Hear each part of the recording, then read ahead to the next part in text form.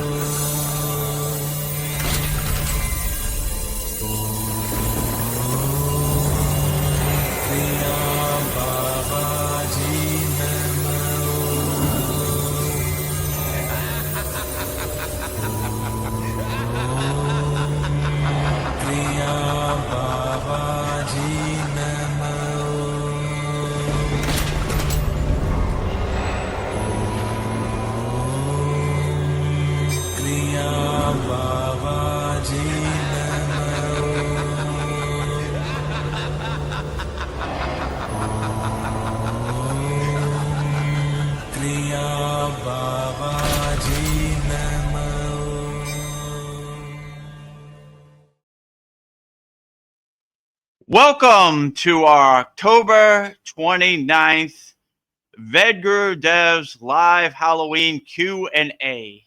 Vedgurudev couldn't be here, so I'm taking over his duties. I am Vedgurudev's guru, Swami Vedananda Saraswati, and I will be conducting our October 29th Halloween Q&A satsang. Before we can get started, we have to honor all of our auspicious guests. We will start with Goddess Lakshmi Devi, the goddess of infinite abundance, wealth, and prosperity. And I will say her mantra 3 times with love and devotion wholeheartedly.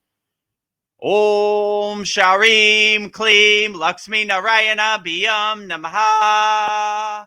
Om Sharim Klim Lakshmi Narayana Biyam Namaha. Om Sharim Klim Lakshmi Narayana Biyam Namaha. Next to Goddess Lakshmi Devi is the highest of them all, pure consciousness himself, Adi Yogi, the first yogi, Lord Shiva. And I would say Lord Shiva's mantra 3 times with love and devotion also. Om Namah Shivaya. Om Namah Shivaya. Om Namah Shivaya. Next, behind Mataji is Lord Ganesha, the Lord of success, remover of all obstacles. And I would say his mantra 3 times with love and devotion also. Om Gam Ganapataye Namaha. Om Gam Ganapataye Namaha. Om Gam Ganapataye Namaha. And in front, our beloved Satgurudeva, the fountainhead, the pointer of Kriya Yoga, the deathless, immortal Himalayan yogi, Babaji himself. And I would say Babaji's Mula mantra 3 times with love and devotion also. Om Kriya Babaji Namo. Om Kriya Babaji Namo. Om Kriya Babaji Namo. And And last but not least, the deathless, immortal Himalayan yogini, Mataji herself. And I would say Mataji's Mula mantra 3 times with love and devotion also. Om Kriya Mataji Namo. Om Kriya Mataji Namo. Om Kriya Mataji Namo. So now that we have welcomed all of our honored and auspicious guests, it's time to start our live Halloween Q&A satsang for today, October 29th, 2025. So if you have any questions for Swami Vedananda Saraswati, please, my children, put them in the YouTube chat and I will answer it as best as I can wholeheartedly. Namaste, my child. Veronica, how are you today? Namaste, Swami Vedananda Saraswati. I am doing wonderful. How are you, Swami Vedananda? Peace and blessings. Happy, happy, happy to all people out there. Halloween blessings to everybody out there. Stay happy, stay blissful. Happy, happy, happy every day.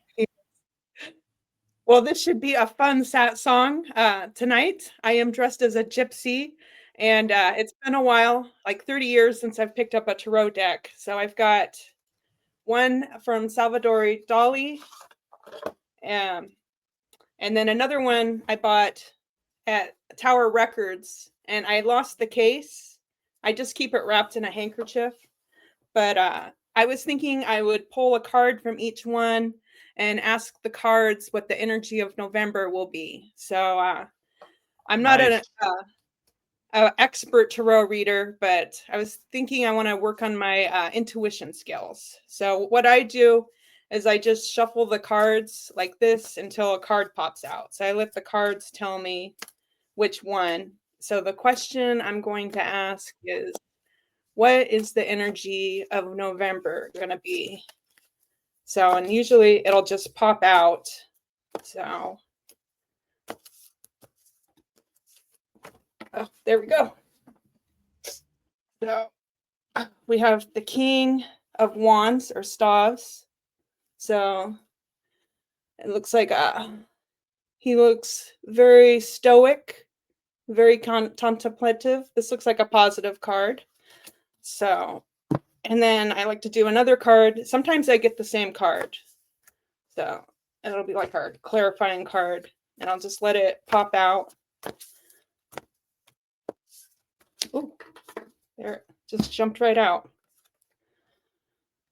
Oh, so we got another wand card. So this is 1, 2, 3, 4, 5, 6, 7.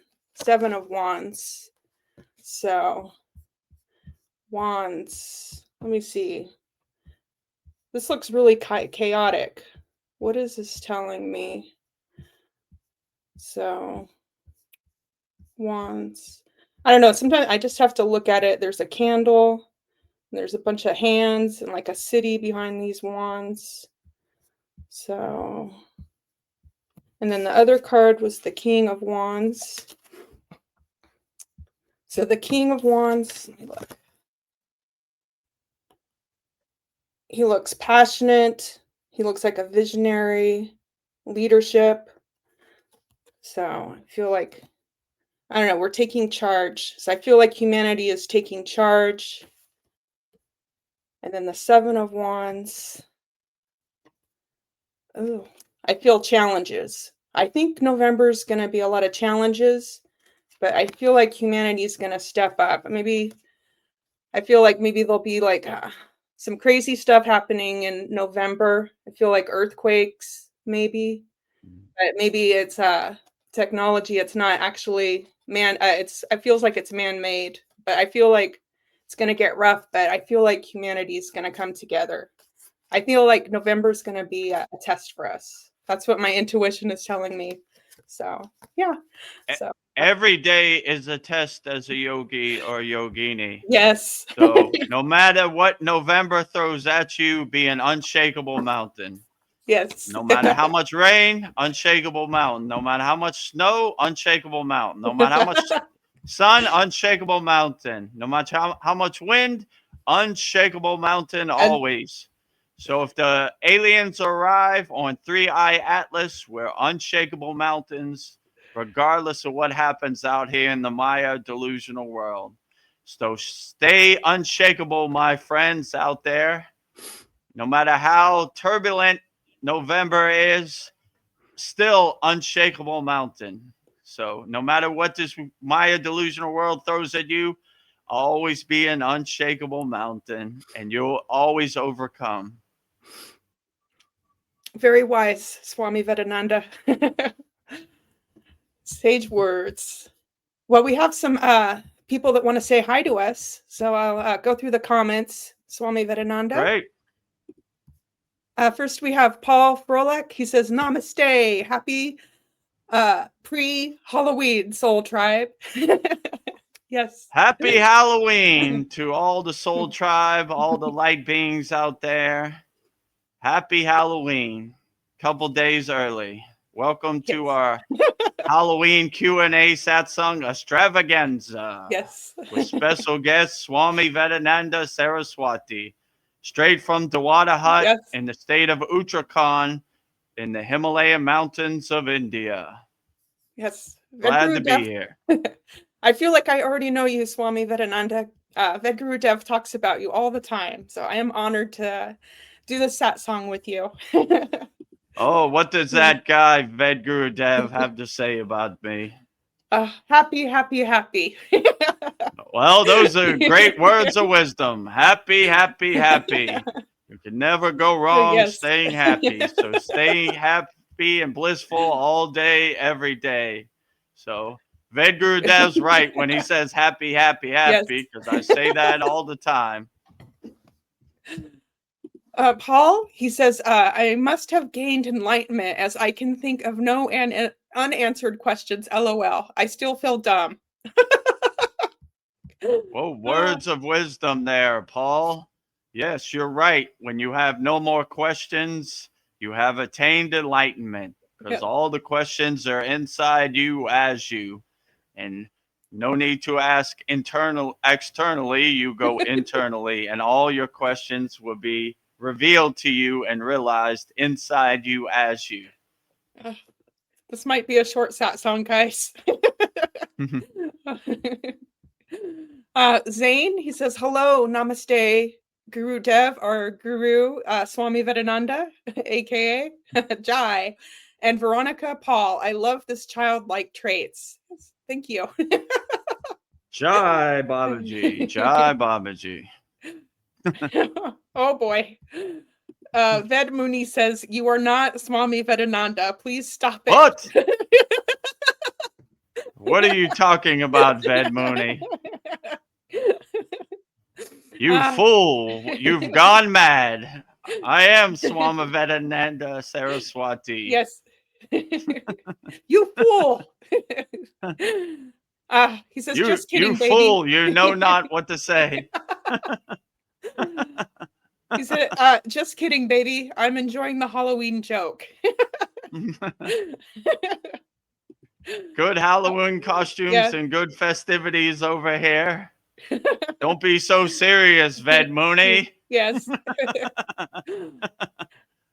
Ved Mooney also says, where are you, brother? Outside of your house? ? Where are you, Vedgurudev? I miss you. Vedgurudev's sleeping in his bed. There's only Swami Vedananda Saraswati here today. So well, I hope he wakes up. I don't want him sleeping. I am outside in the holy yagna of Vedgurudev's house, you know? Oh, this is nice. Ved Mooney says, I love you. Love you too. Love you too, Ved Mooney. Love and blessings sending it your way. Yes. Peace and blessings to everyone out there. Happy Halloween. Enjoy our Halloween satsang. Happy, happy, happy. Well, I thought I would throw some Halloween facts at us.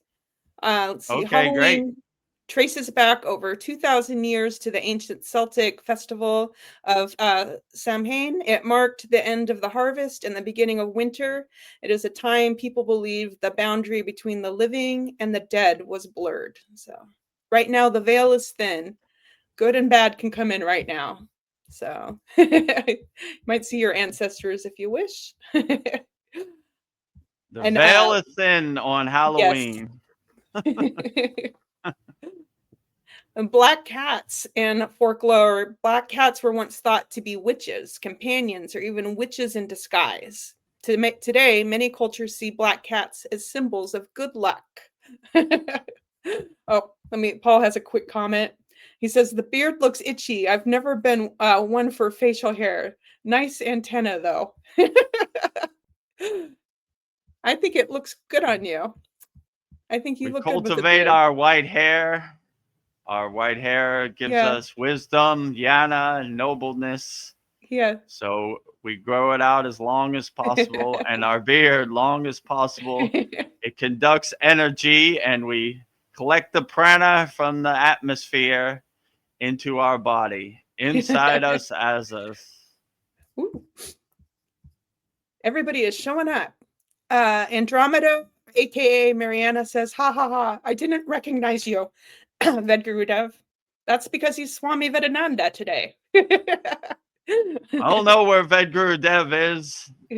That big dummy, he's somewhere around here, but I'll take over his duties for him as Swami Vedananda Saraswati. So if you would Yes. like some wisdom from the Himalayan mountains and the Strait of Uttarakhand, straight from the ashram of the Water Hut, put it in the YouTube comments. I'll answer it as best as I can. Yes. Andromeda says, hi, Veronica. Hi, Mariana. Namaste. Happy Halloween to everybody out there. Hello, everybody out there in YouTube land. Put your Happy comments in the Halloween. YouTube chat. Happy Halloween. We have somebody new, Case Study Cabins. He says, are you going to do a special Satsang for Thanksgiving or Christmas? I hope so. Yeah, probably. People seem to like this format. I did it on my birthday, Vedgurudev's birthday, a couple weeks ago, and yeah, we celebrate all the holiday festive seasons. So Thanksgiving, Christmas, New Year, Babaji's Utsav, which is at the end of November, Babaji's birthday. So we celebrate all the holidays here, giving all the glory to God. He's doing all the heavy lifting. We're just celebrating the glory of God. Whichever deity you believe in, whichever form you believe in, that is the best form. Mariana asks, what is your costume, Veronica? I am a gypsy. I just read some tarot cards and asked what the energy of November will be. It's going to be chaotic, but humanity will come together. So I'm playing the role of a past life of where I was a gypsy. So I'm just channeling with that gypsy lady I used to be. So yeah. Well, I'll go You back have a to very some... beautiful costume, Thank Veronica, you. as a gypsy. Oh, it's Looks so much hair. outstanding. Happy Halloween. We can never get enough hair, especially Yes, on our face. you feel my pain. Oh. Some other more interesting facts about Halloween. Jack-o'-lanterns. Did you know the tradition of carving pumpkins started in Ireland, where people originally carved turnips to ward off evil spirits? When the Irish immigrants arrived in America, they found that pumpkins were larger and much easier to carve. So the more you Nice. know. Interesting. Yeah. And don't be scared if you see a spider on Halloween. This is believed to be the spirit of a deceased loved one who is watching over you. So don't scream if you Whoa. see a spider. Spiders are good. Also, it's not going to be a full moon on this Halloween, but it's said that every 19 years there is a full moon on Halloween. And the next one will be on 2039, October 31st. And because of its rarity, it's called a blue moon. So if we keep doing this till 2039, we will have a blue moon. We will do our Holy Yagna fire on October 31st, 2039. Who knows if we'll be doing this that long, but Nice. Double yes. duty. Yes. Holy Yagna fire, burning up all your financial problems, all your health problems, all your family problems, all your emotional problems. Watch it go up in smoke. Yes. And all of our members in our Kriya Yoga Masterclass know that every full moon and new moon, we have a big fire, and all of our members send in their questions, and we burn it up in the Holy Yagna fire. It no longer serves you. Watch it go up in smoke. Swaha. Swaha. Swaha. Or swaha. Swaha. Swaha. And the word witch, it comes from the Old English word weis, meaning wise woman.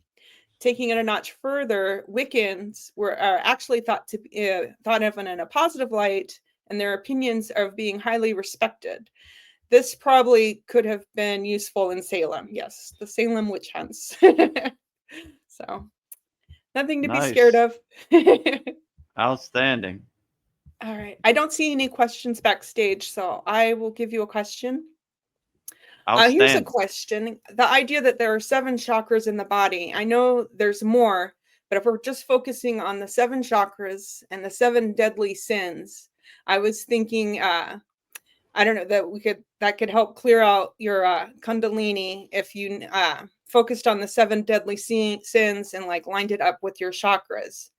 I was thinking if you knew you had a problem with anger, maybe you would focus on your first chakra, the root chakra, and work on patience to counterbalance the anger. And then the sacral chakra, lust, work on chastity. And then the third chakra, the solar plexus, gluttony, I work on temperance. The heart chakra, the deadly sin would be envy. So I think the counterbalance would be happy for someone else's success. Don't focus on jealousy, focus on kindness. And then for the throat chakra, the deadly sin would be greed. I was thinking we should focus on charity, giving and helping to others. The third eye chakra, sloth, the deadly sin, and counterbalance that with diligence. The crown chakra, the deadly sin would be pride, and work on our humility. And I think if you could master all 7 deadly, all 7 deadly sins, you could clear out your chakras. So that was a thought I was having, Swami Vedananda. What are your thoughts on that? Yeah, I would definitely say all 7 of your chakras, unblock it, let your flower blossom. So in your root chakra, your Muladhara, your root chakra is a 4 red petal. See it opening up, exhausting like black smoke out. Yeah. All that anger, all the things that no longer serve you. And whatever emotional attachments you have, let it exhaust out like black smoke. And your sacral chakra, your second chakra, look at it as like a 6 orange petal flower, blossoming, opening up, exhausting out whatever you're holding on to that no longer serves you. Your navel chakra, your manipura, look at it as a 10-petaled yellow flower, like a sunflower, and let it open up and exhaust out everything you're holding on to. Your heart chakra, your anahata, your 12-petal green flower, let it open up and radiate unconditional love wholeheartedly out there. So no matter what lower emotions try to stick to you and attach to you, when you open your heart chakra and always come from a place of love, it burns up everything in your atmosphere, like meteors hitting your atmosphere or like butter in the sun, just dissolving away. Your throat chakra, the 16-petal blue flower, open it up and radiate creativity and speak into existence and manifest whatever you would like. In your sixth chakra, your eyebrow chakra, your Agna, two-petaled violet or purple flower, let it open up your third eye and connect yourself to higher consciousness. In my favorite chakra, the crown chakra, Yes. which is a Sahasrara, which is a golden sun with like a border of rainbow, 1,008 petals. Open up the gates of your crown chakra and let the pillar of light hit your head, and you'll be fully aligned. And no of these lower emotions or no sins will have a chance. They'll burn up on impact like butter in the sun, like mist on the grass when the sun comes up. So burn up all those lower emotions. They no longer serve you. Don't hold on to any sins. Travel light on the spiritual path, my friends. Whatever rocks you're holding into your backpack, throw them out. You got a rock of anger, throw it out your backpack. No longer serves you. You got a rock of sloth or whatever the other Yeah. seven deadly Sloth. sins are, throw it out your backpack. It no longer serves you. So don't hold on to no lower emotions. Burn them up on impact. So when you open all seven of your chakras, no sins, no lower emotions, no lower instincts have a chance. Burning up on impact. Yeah. So exhaust all those wasted emotions out in your chakras and let your chakras blossom. Don't let your flower be closed. Say the bija mantras to open up all seven of your chakras, and you should be outstanding and great. And Yeah. no lower emotions have a chance when you're unblocked all seven of your chakras and your Sushumna Nadi is aligned and the pillar of light hits the crown of your head. You're totally in alignment, tuning into the divine signal on your radio dial. So clear Yeah. all that static, clear all that blockages out in your radio signal and be perfectly aligned in your spine and in your Simna Nadi and be a nuclear power plant radiating unconditional love, laughing at these lower emotions, these wasted emotions like the joke they are. Anger, fighting, jealousy, envy, all of the above. Ah, ha, ha. Well, lower, Yes. trying to pick you. I'm not attached to any of them. I get my pop and watch the comedy show like the joke it is. All these lower emotions Yeah. have no place in my universe. My universe only has room for peace, love, harmony, unconditional love. So no time for lower emotions, No time. I got no time Three for you. snaps for lower emotions, get lost, Around the world and back again. My door is open to unconditional love, God, peace, harmony, freedom. My door is closed to anger, guilt, fear, Maya, delusion. Stay outside, not welcome Yeah. in my universe. I'm a traffic cop. Good thoughts in, bad thoughts out, Come on in, you're welcome. My door is always open to God. Ego, devil, lower instincts, stay outside in the cold and Yeah. rain. Not welcome inside my Yes. house. My universe has Yes. no space, no room for lower emotions. So any lower emotions, any sins, not welcome in my Yes. house. I like your energy. You may come in for chai. Chai, chai, chai. Chai time. Hello, what are you? I'm freedom. Come have some chai. Chai Yes. time. What are you? Unconditional love. Come in, have some Yes, you may chai. come. What are you? Peace. Come in, have What? some chai. What are you? Harmony. Come in, have some chai. What are you? Ego. Oh, Stay outside in the cold and rain. stay That way, right? Yeah. Higher consciousness emotions in. higher consciousness, Yeah. energies in, unconditional Yeah. love, definitely in, fear, out. No Out. fear. We are fearless yogis. No Yes. chai for you. No chai for you. Yes. Only good energies get chai in my house, or get tea in my house. Yeah. Well, Swami Vedananda, what if the Yeti comes and he looks scary. Should I let him in? Like No matter what form a being has, if they're carrying divinity and unconditional love, they are our brother. So if the Himalayan Yeti wants to come in your tent while you're in the Himalayas, let him in. And my bed is his bed. So no matter what form shows up at your doorstep, always welcome them. And if they're carrying the divine light and they're aligned with God, then they are our brother always. So no matter how much hair they have, no matter how big their teeth are, no matter what color their skin is, we accept them wholeheartedly. Because any friend of God is a friend of mine. Come on Yes. in. My bed is your bed. My house is your house. You don't scare me with your big teeth or your giant hair, you know? So Yes. we welcome all people in as our brother if they're carrying inner divinity. So the Himalayan Yeti is no exception. If he Yeah. is aligned with God and one with God, he is our brother and we love him wholeheartedly, no matter how he looks. Yeah. S- We bring the energy. We bring the energy.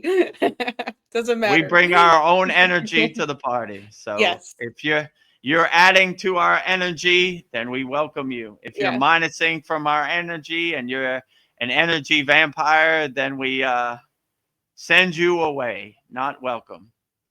So no matter what form shows up at your doorstep, if it's all loving and unconditional loving and has good energy and is one with God, then welcome in your house for chai or tea.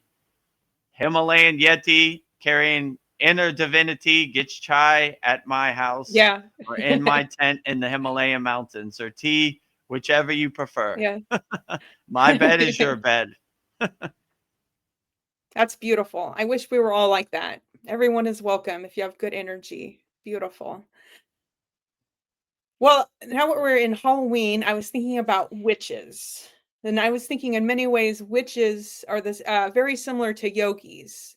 Um, they both focus on breath and energy. Both traditions use breath to direct and accumulate energies. Yogis refer to this as prana, while witchcraft call it magnetism. But the fundamental concept is the same. Both witches and yogis focus on intention and focus. Um, they both visualize and manifest things. A yogi uses sankapa, will and resolve, and witchcraft uses spells and rituals. Um, Both yogis and witches use connection to nature. Both often foster a deep connection to the earth and its cycles, with many practitioners recognizing the divine feminine and honoring the phases of the moon. Uh, Both yogis and witches practice mindfulness and self awareness. Both yogi and witchcraft cultivate self awareness, mindfulness, and reverence for the interconnectionness of all things. And then they both uh, do embodiment. Both involve the physical practice. Yogis use asanas, postures, and witchcraft may incorporate rituals and elemental work that engage the body. And both yogis and witches use meditation as a core component of both practices used to develop and focus intuition. So I think both Mm. witches and yogis are very similar. So I just thought that was interesting. So I just wanted to share that with you, Swami Vedananda, and what your thoughts were on that. Yeah, Yeah, very interesting. So yeah, no matter what you call it, or what your identity or what your spiritual tradition is, if you're aligning yourself with your breath work, doing your pranayama breath work, if you're supporting the physical body with your asanas and your postures and your poses, if you're mastering the mind through meditation and you're doing your mantra japa practice, aligning yourself with whichever deity you're invoking, and you're doing your bhakti, devotion to God, aligning yourself with God wholeheartedly, I don't see how you could ever go wrong. When you go to Lake Shrine SRF and Pacific Palisades, Malibu in California, they have sanctuaries and shrines for every spiritual tradition. So no matter what you call your spiritual tradition, we love you as long as you're aligning yourself with God. You're coming from a place of love, not from a place of hate. Then whatever you call your spiritual tradition, we accept it and we love it wholeheartedly. So always come from a place of love, not from a place of hate. If you're helping people, you're loving people, you're compassionate, you're kind to people, then you can never go wrong, whatever you call your spiritual tradition. So if you're doing your inner work and you call yourself a witch, we love you just the same. So when we were in the Himalayan mountains, we walked with lamas, we walked with sadhus, we walked with Buddhists, we walked with Christians, we walk with all spiritual traditions. If they're coming from a place of love, not from a place of hate, we love them. Whatever their spiritual tradition is, we accept it. If you're hurting people, harming people, then you can't walk with us. Yes. But if you're loving people, then come on. So whatever you call your spiritual tradition, as long as you're coming from a place of love, not from a place of hate, it's outstanding. So align yourself with whatever spiritual tradition works best for you. So no judgment over here. No As long as judgment. you're helping people, you know, it's all good. You don't have to be a yogi. You could be whatever you want. Help people, love people, always come from a place of unconditional love, not from a place of hate, and you will always be great. Yeah. Well, we don't have any questions, but if you have a Halloween question you want answered, just type it in the YouTube chat or any question. Or if you'd like me, you have a question you'd like me to answer from the cards, just type it in and I will answer a question for you. But as of now, I see no questions. Well, Swami Vedananda, I always give Vedagurudev like a list, a question with with many examples. So I'd love to hear your input on this. I don't know, the world. Nice. Thank you. The world makes everything so easy. And I think we've forgotten about the gratification that comes from putting in the work, and we want instant gratification. And I think there is a war on our consciousness, and materialism has been used as a weapon. And I've put together a list of 10 ways we're being attacked. So the first one is a spiritual one. People doing ayahuasca several times instead of doing the internal work. It seems like instead of doing the internal work on the spiritual path, it seems like most people want the lightning path. Two, we rely on GPS to get to our destinations instead of using maps and our own intuition. Three, we use Chat GPT to write papers for us, to think for us. The ditching of libraries and bookstores to look up information, mental laziness. We use AI to make art instead of making it ourselves. We've lost our creativity, our curiosity to make things by hand. 5, we don't write letters anymore. We text, we connect through social media. When we go out with people, we look at our phones instead of looking at people in the eyes and make real human connection. Feels like a superficial connections with people. 6, we spend less time walking or moving, or more time, and we're spending more time at a computer or on our smartphones than doing physical activity.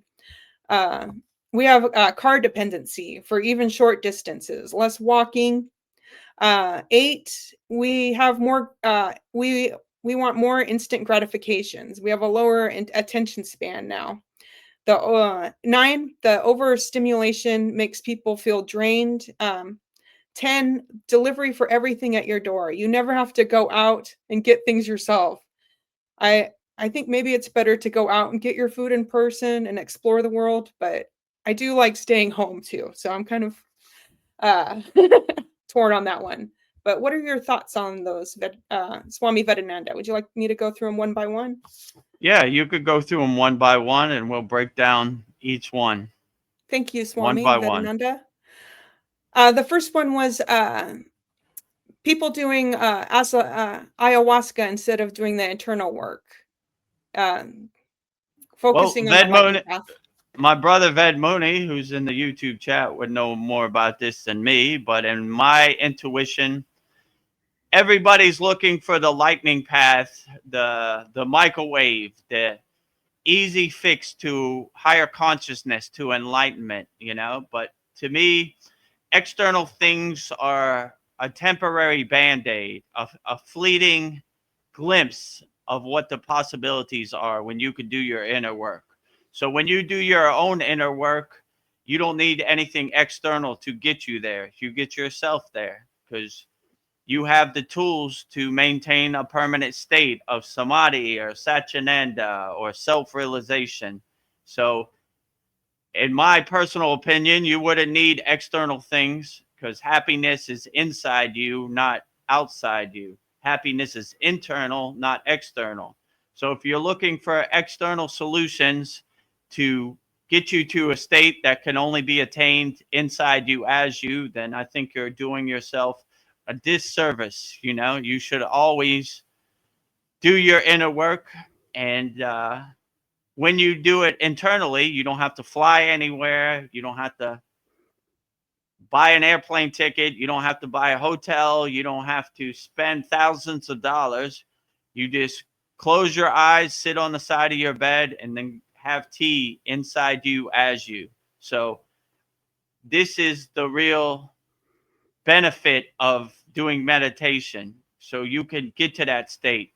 You could get rid of all the distractions, and you don't really need anything external to get you to an internal state. So happiness is inside you. So enlightenment is inside you. So people trying to tell you that an external thing can do your inner work for you, they're selling you the Brooklyn Bridge, some snake Yes. oil. You know, they're trying to scam you, because the only person who can do the inner work for you is you. So do your own inner work, and don't look to external things to get you into a higher state. All you have to do is realize your true inner potential, your true divine nature inside you as you, and you will reach that state without any external solutions. Beautiful. I don't, and then people relying on GPS to get to their destinations. You know, what if it leads you off a cliff? That's another thing. I wouldn't look to external things to guide you where you need to go, you know? Yeah.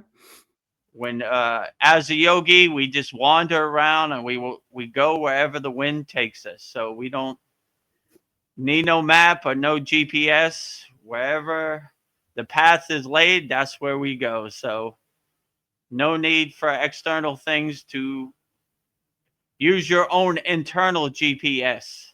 Use your own intuition to tell you where you need to go, and it would never lead you wrong. If your soul becomes your guiding light, your North Star, then it is the best GPS in the history of the universe. So let your inner soul, your higher consciousness, be your guiding light, your North Star, and let it take you wherever you need to go, and you can never go wrong. So I have never used GPS. It is not necessary in my universe.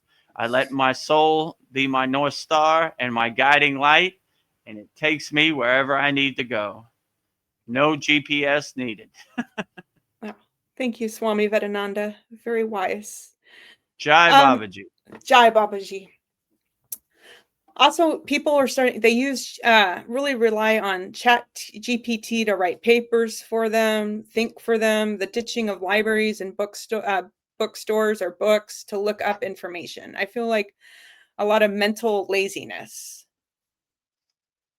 Yeah, so I would say don't be lazy. Don't depend on any external thing to guide you where you need to go. Clear your radio signal to God. Make sure there's no static, and you will get a direct connection, and the pillar of light will hit your head, and you don't need to ask some computer with a bunch of ones and zeros what's the secrets of the universe. You have a direct phone number straight to God, and you're directly aligned where you get all the answers you need intuitively or psychically, So I Yeah. would definitely say to most yogis or people on the spiritual path or yoginis that these external things are almost like a joke to them. In the Himalayan mountains, there's no internet, there's no service, and it's not necessary because when you're aligned with God, you get all the answers you need. You open up the crown of your head, and the pillar of light hits the crown of your head, and it gives you everything you need is readily available. But you need to do the inner work to clear the signal so you don't have no static. There's no blockages. There's no resistance. There's no obstacles. When you have a direct phone number to God, that is the best chat GPT in the history of the universe, right? So always align yourself with God, and these external things are not necessary. So do your inner work, and you'll be surprised at your inner potential, and you'll get way better answers from God than you'll ever get from a computer with ones and zeros. Yeah. And this one goes in with the last one, but for the use of using AI to make art instead of making it ourselves, um, I don't know, I feel like we're losing our creativity, our curiosity to make things by hand using technology. Yeah, definitely. Same thing. Yeah. When you create a piece of art, you feel divinely guided. You feel like I always say Babaji is driving my car. I'm just watching him drive me around. So I take no credit for anything. I give all the glory to God. But when you align yourself with God, you'll be surprised. You'll make the most beautiful artwork ever. And the most beautiful artists ever in the history of the universe is God.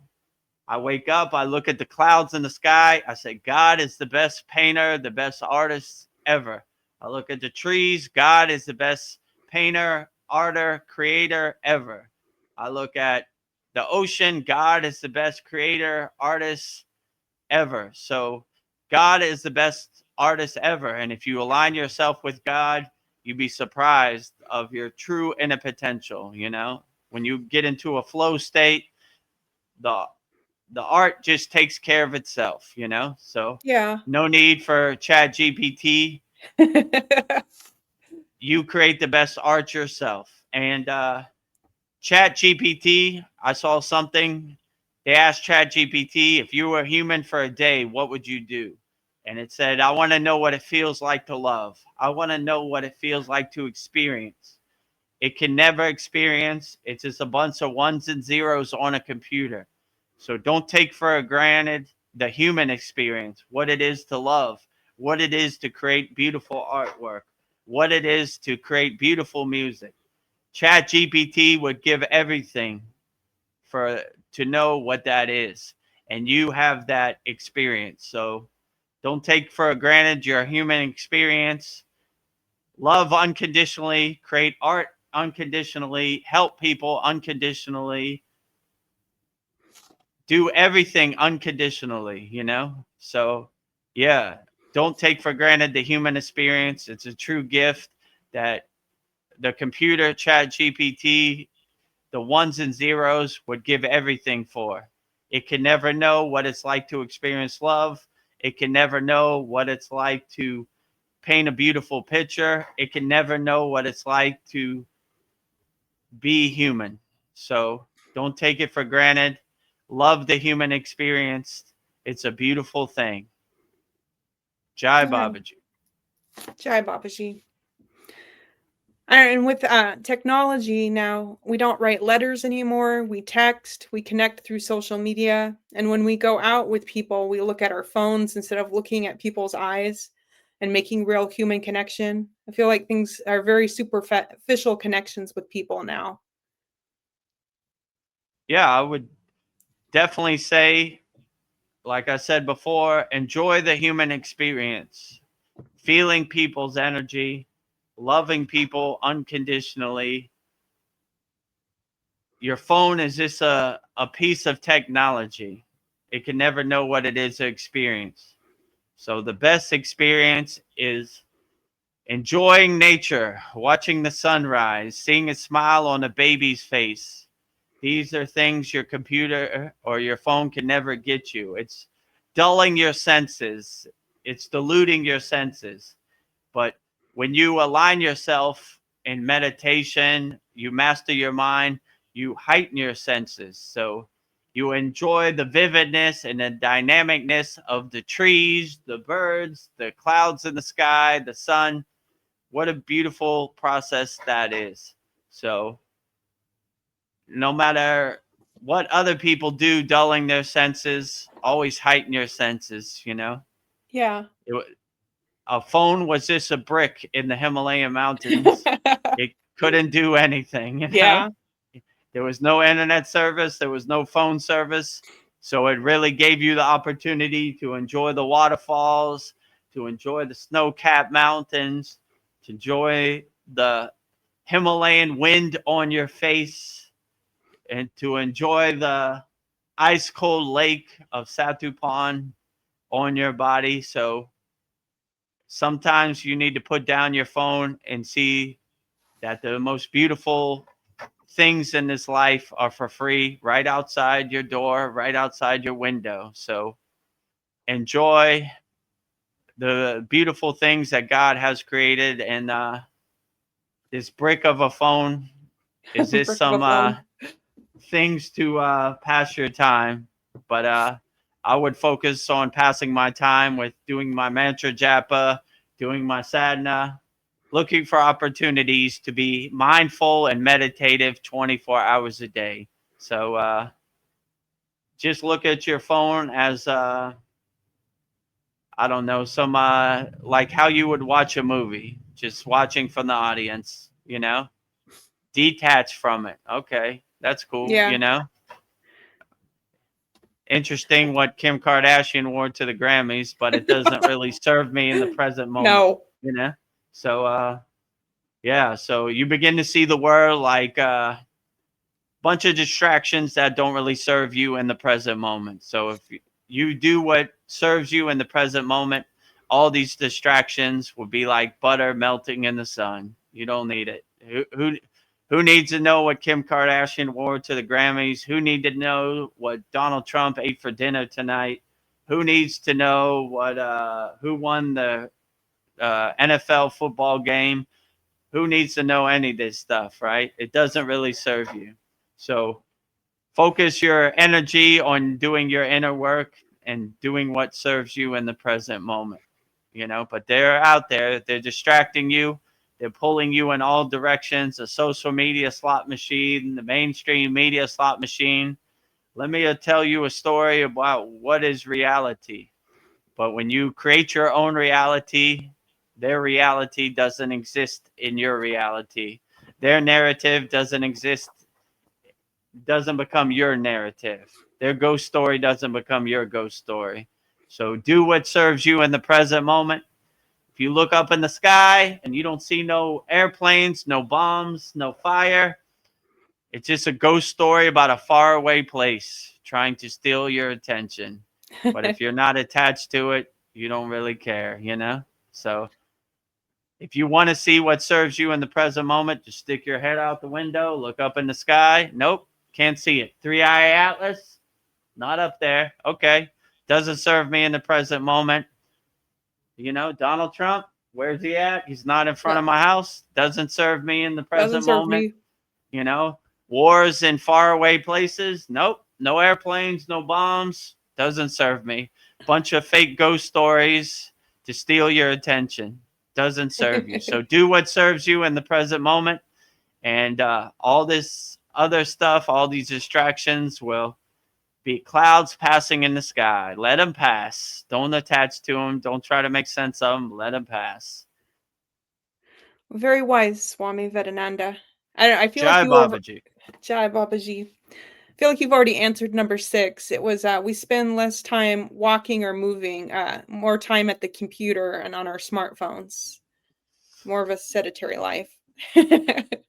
Yeah, go outside, walk around, feel the wind on your face, feel the sun on your head, enjoy the birds, enjoy the clouds. You know, God is the best creator of all. God is the best painter of all. So God paints a beautiful picture. Enjoy it, you know.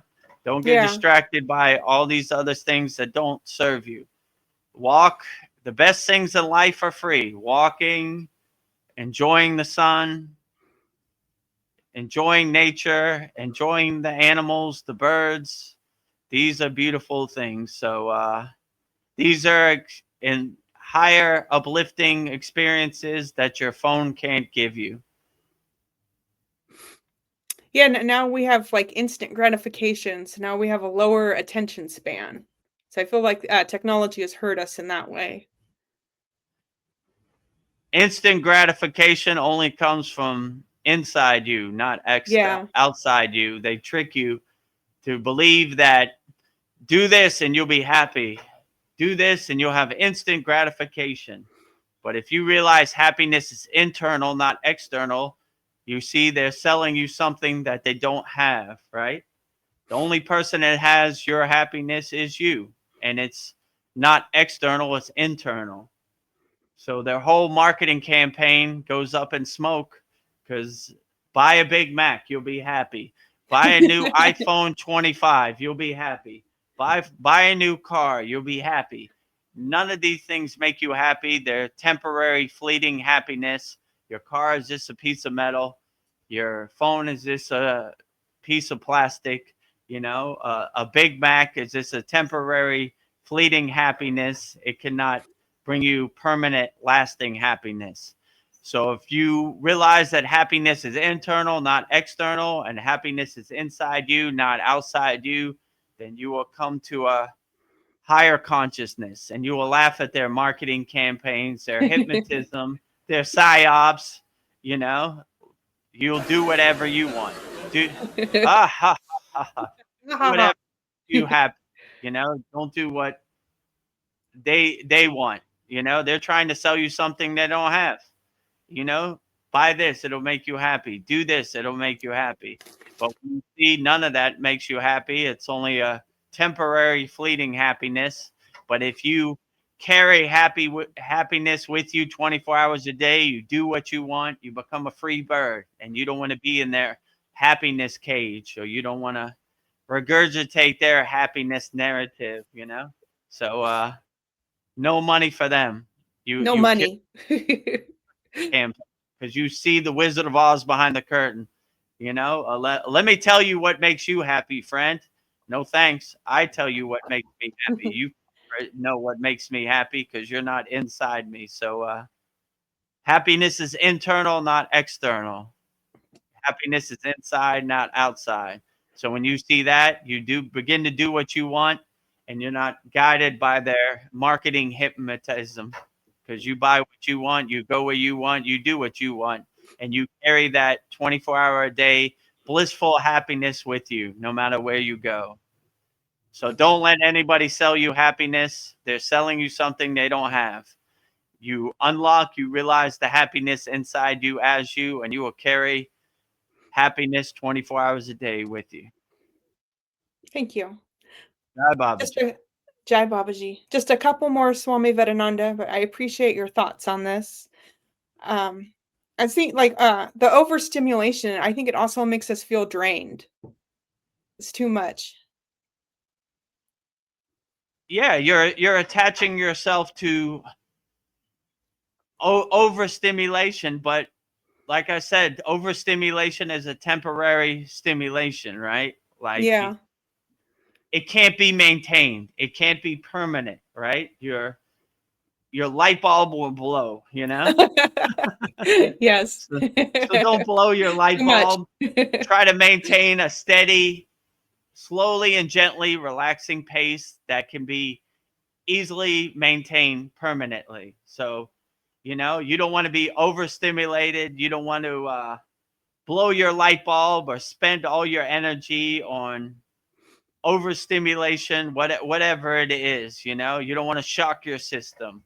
You want to live in a calm, peaceful, relaxed state all day, every day, and maintain that state. So everything you do becomes a mindful, meditative practice. I take out the trash, mindful and meditative.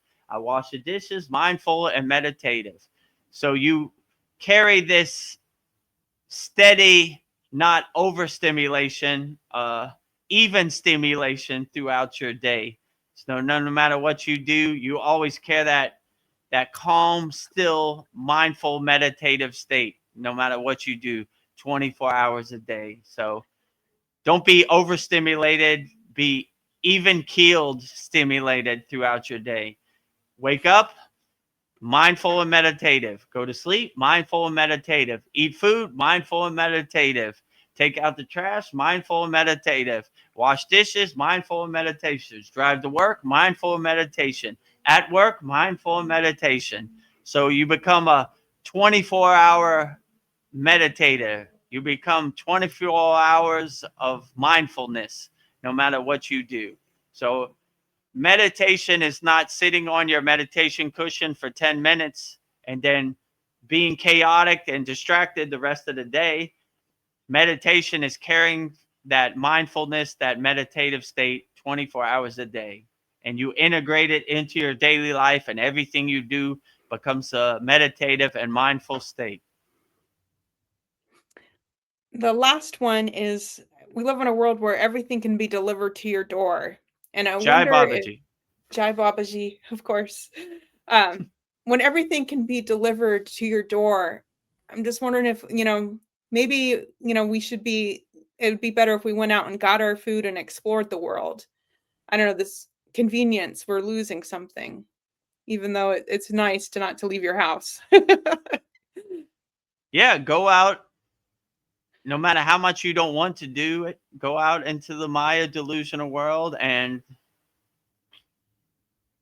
enjoy the Maya delusional world, Enjoy the human experience. Enjoy the finer things of life, which are nature, animals, trees, flowers, the finer things in life. So, go out and explore. Go out on spiritual adventures. See where the wind takes you, People are starting to become lazy and lethargic. They just sit at home and call up 7-Eleven and they deliver the food. They don't go out and enjoy life. Yeah. Life short. Enjoy it for as much as it can. Squeeze all the juice out of daily life as much as you can. Go out there and see stuff. Go out there and feel energy. Feel the sun on your face. Don't be cooped up in your house all day. Yeah. Go there and experience life. Don't let other people do your work for you. Go to the 7-Eleven and get your food, or wherever. Go to the restaurant or the store, get your food. Feel people's energy. That's what I would suggest. Go on spiritual adventures. Okay. I feel hungry. Let me go out there and see what is available to the world. Let Yeah. me go there and see the stories and watch the pictures go by. The world is the best movie of all if you become the detached witness. Get your popcorn in the audience of the movie theater and watch people go by and enjoy it for the movie that it is. Yeah. Unattached, just becoming the detached witness, interfering with other people's daily life, just watching, being the witness, watching the pictures go by on the movie screen from your seat in the movie theater audience, enjoying your popcorn. That was interesting. Mhm. So,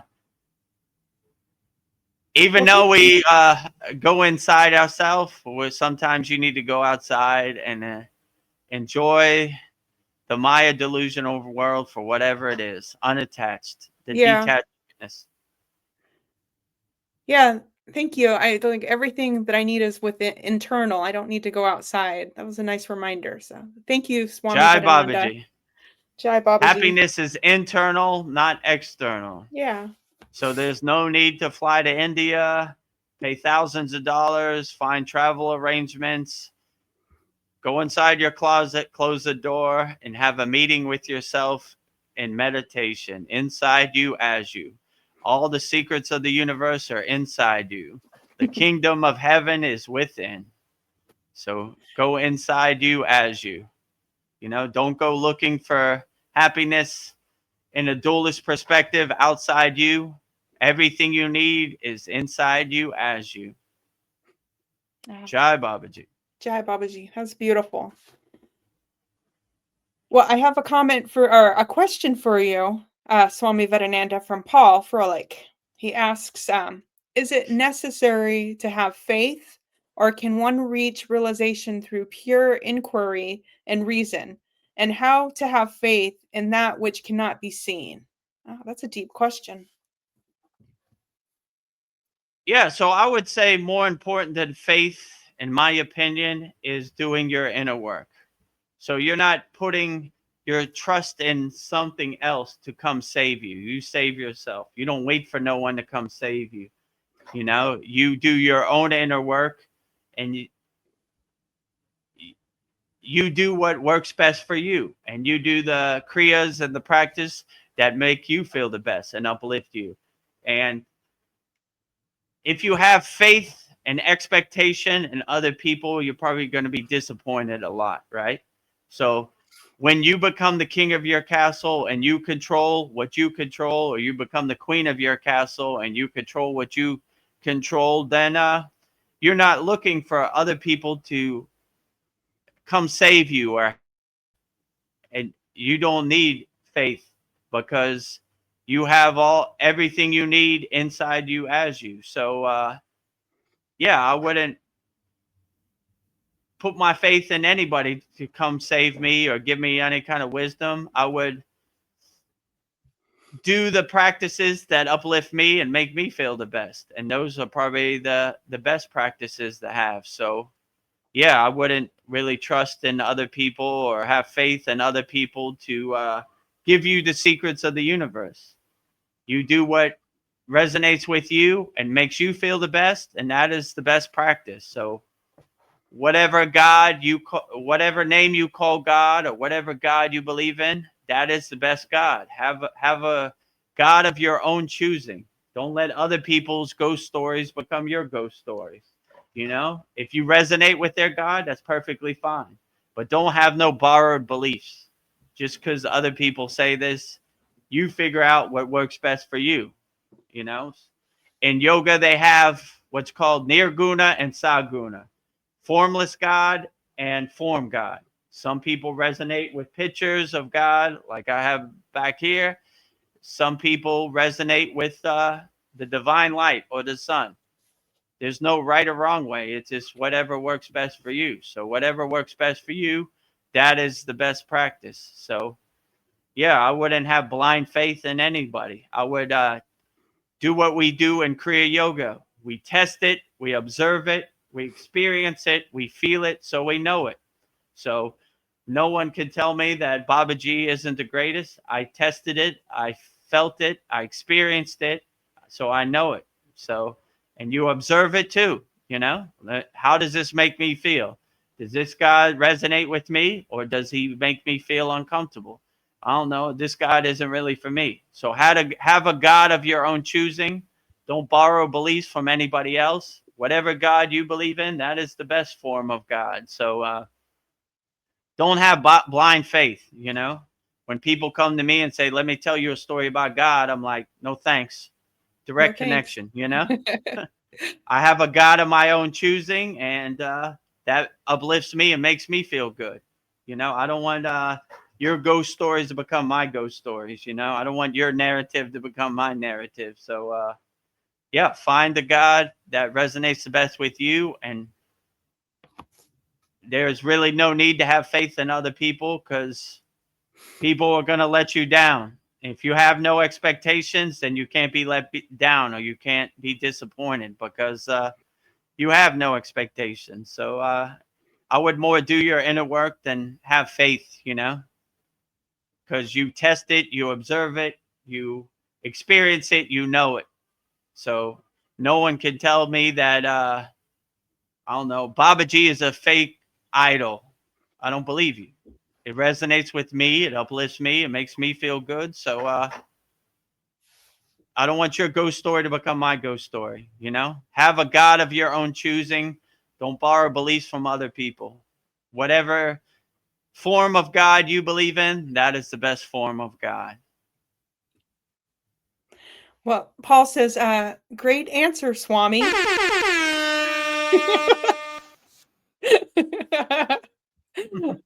I had can't help myself.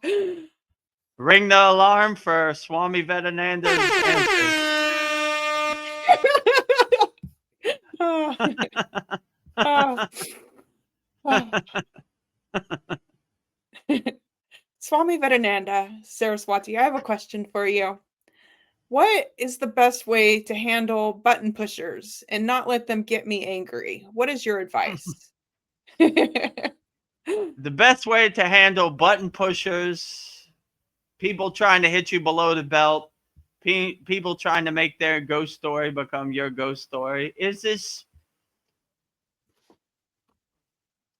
don't let their story become your story. Don't let their projections of you become your projections of yourself. Like, become the king of your castle, the queen of your castle, and then you control what you think. If someone tells me that I'm not a good yogi or a good swami, I don't believe them, because I know I'm a good yogi. I know Yeah. I'm a good swami. So you put up your shield. In Kriya Yoga, we have a mantra called the Kavacham mantra, which is a shield mantra. So we have our shield up, so no matter what people throw at us, it dissolves on impact when it hits our atmosphere. Their meteorites hit our shield and dissolve on impact. So when you find button pushers, don't acknowledge them, because button pushers don't exist in my universe. So, Yeah. whatever they say, it's like water off a duck's back. It's like, yeah, whatever. I know Like, who I who? am. I'm a Who? self-realized being. Yeah. Who? Who? What do you think of Donald Trump? Who? What do you think of immigration? Who? What do you think of Kim Kardashian? Who? What do you think about the NBA? Who? What do you think about this? What do you think about that? What do you think about Venezuela? Who? What do you think about Israel? Who? What do you think about Hamas? Who? They don't exist in my universe. One of the most famous yogis, Ramayana Maharishi, when they asked him, what does he think about World War II? This was in like the 1950s. He says it doesn't exist in my universe. So button pushers, people trying to hit you below the belt, people trying to get in your skin and dance around, they do not exist in my Yeah. universe. So Mm. don't acknowledge them. Just become the detached witness, laugh at them like the joke they are. But Yeah. they're out here. They're trying to control you.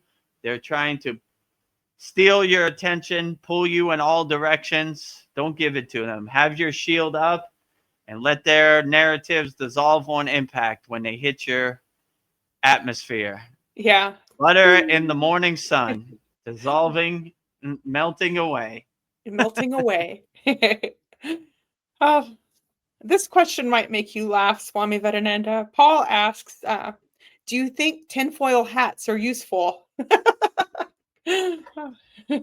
If you find them necessary, maybe you need something extra to protect your consciousness, to protect your Yeah. mind from the constant barrage of psyops and narratives and playbooks hitting your crown of your head. So we all need some techniques to help us navigate this Maya delusional world, to integrate into our daily life. So If you feel a tinfoil hat helps you protect your consciousness, protect your mind from the constant barrage, the meteor showers hitting your atmosphere, then why not?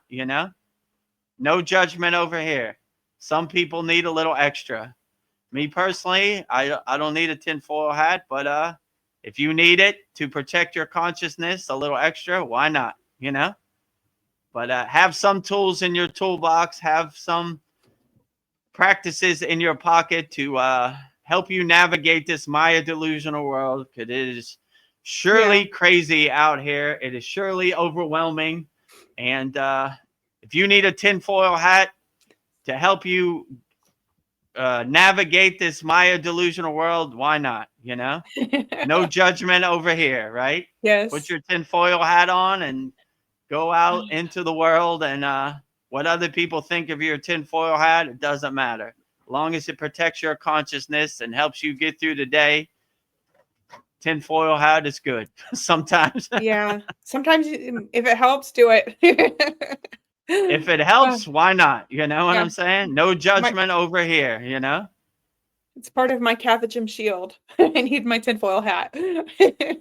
Yeah, sometimes you might need a tinfoil hat. This world is getting chaotic and more distracting by the day. So Yeah. even Swami Vedananda will put a tinfoil on his head. If it helps get me through the day, why not? Oh, No judgment over here. yeah. Swami Vedananda Saraswati, I don't know, this world is the Maya world is very draining. So I think we feel very drained with the career and the job, and then that becomes more important than the soul care. And any advice when you feel spiritually fatigued and any ways to overcome this feeling of spiritual exhaustion, when spiritual healing feels so tiring. What advice do you have? I don't know. I'm just so exhausted from the Maya world to even deal with my soul. Yeah, this Maya delusional world is overwhelming. So my advice would be to have some spiritual practice that you resonate with that helps get you through the day. And if you're spiritually bankrupt or spiritually Yeah. homeless and you have no practices, we have a free Kriya Yoga school, 100% free.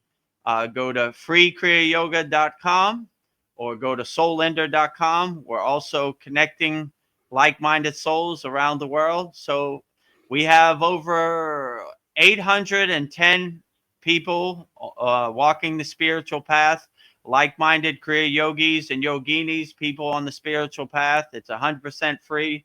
We have a beginner mini course in there to give you some asanas, to give you some pranayama breath work, to give you some meditations, to give you some spiritual tools to help give you a framework and set you on the right path. So, Yeah.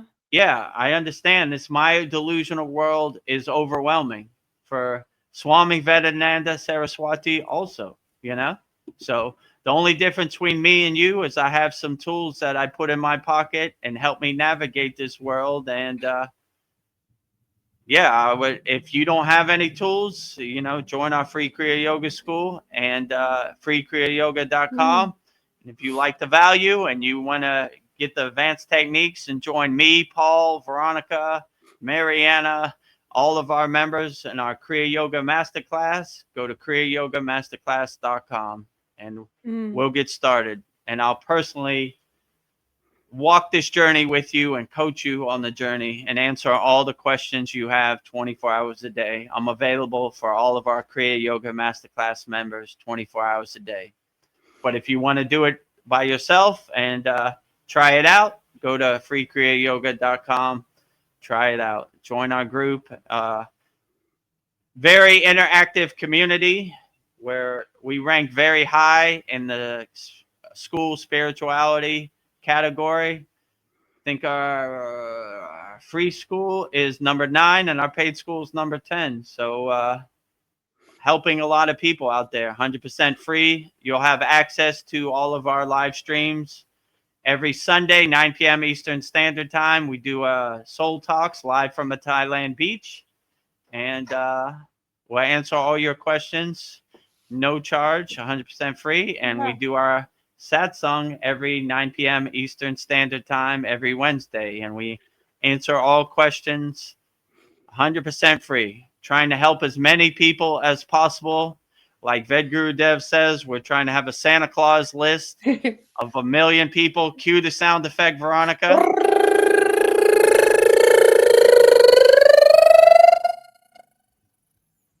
So when I like when Vedagurudev says that. So Yes. Vedgurudev's plan is when he ascends and he comes before the council of elders or Babaji or Jesus, who's ever at the front door, at the pearly gates, he says he's not going to ask how much money I have in the bank, how many cars I have, you know, what iPhone I have.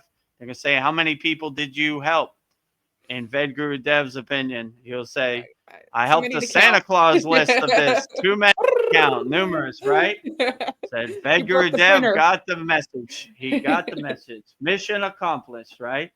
You know, he understood the mission. So, yeah, help as many people as possible. And that's what I would say. You can never go wrong. Yeah.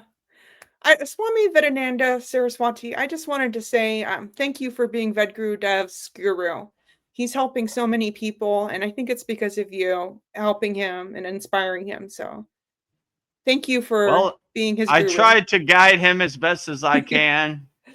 You know, he's a free bird. He's a wild soul, but we gave him his best techniques and his best guidance and wisdom as we could in the Himalayan mountains.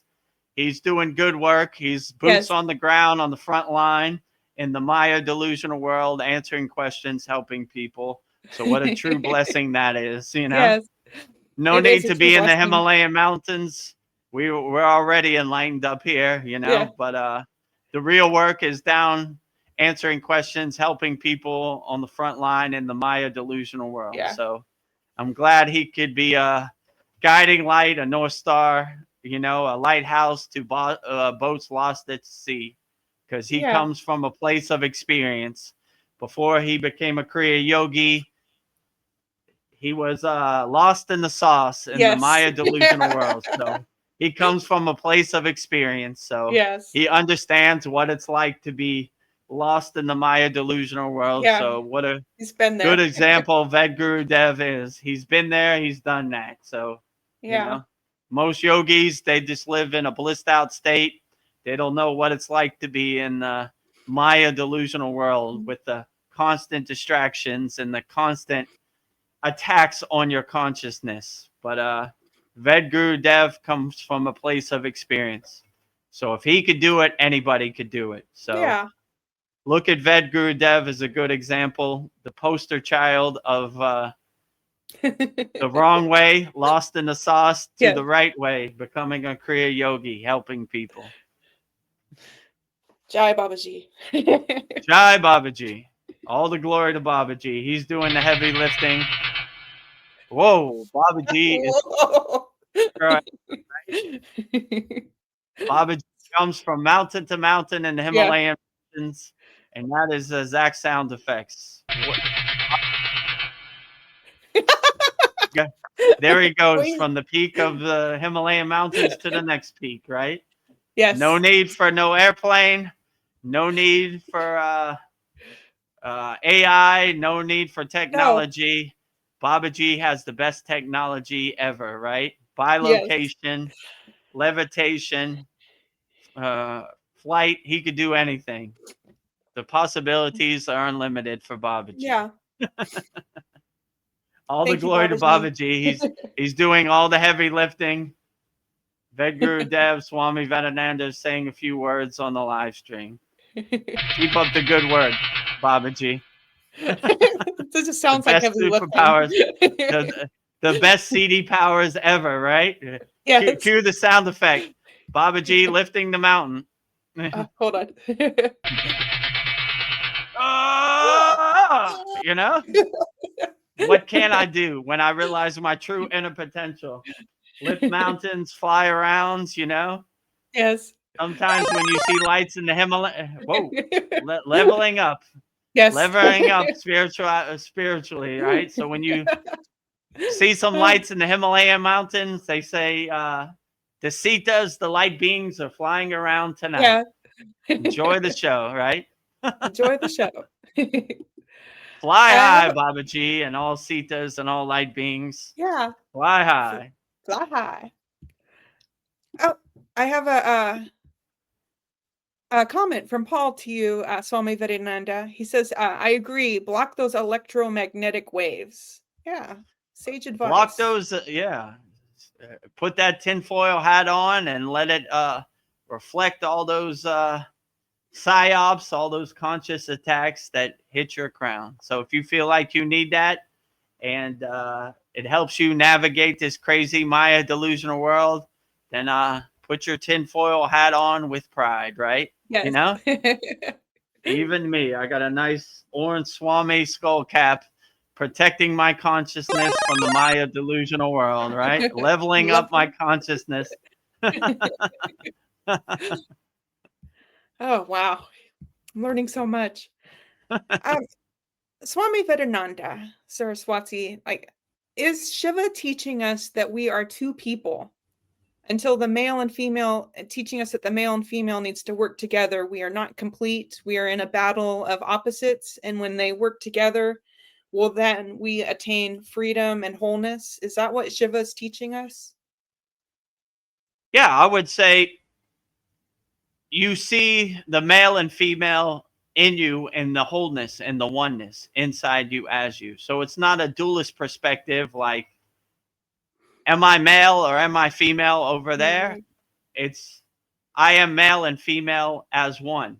So one of our members in our Kriya Yoga school, her name is Shiva Angi, which symbolizes the divine union between Shiva and Shakti. Shiva is both male and female. So when you balance yourself with the masculine and the feminine and the Ida, which is the solar, and the Ida is the lunar and the solar is the Pingala. So you balance the Ida and the Pingala, the right and left side of your Susimna Nadi. You balance the masculine and the feminine. Then you have more balance. I told Vedagurudev one time he has too many masculine mantras. So I said he needed more feminine mantras. Yes. So hence Gayatri, hence Durga, hence Saraswati, hence Lakshmi. So balancing.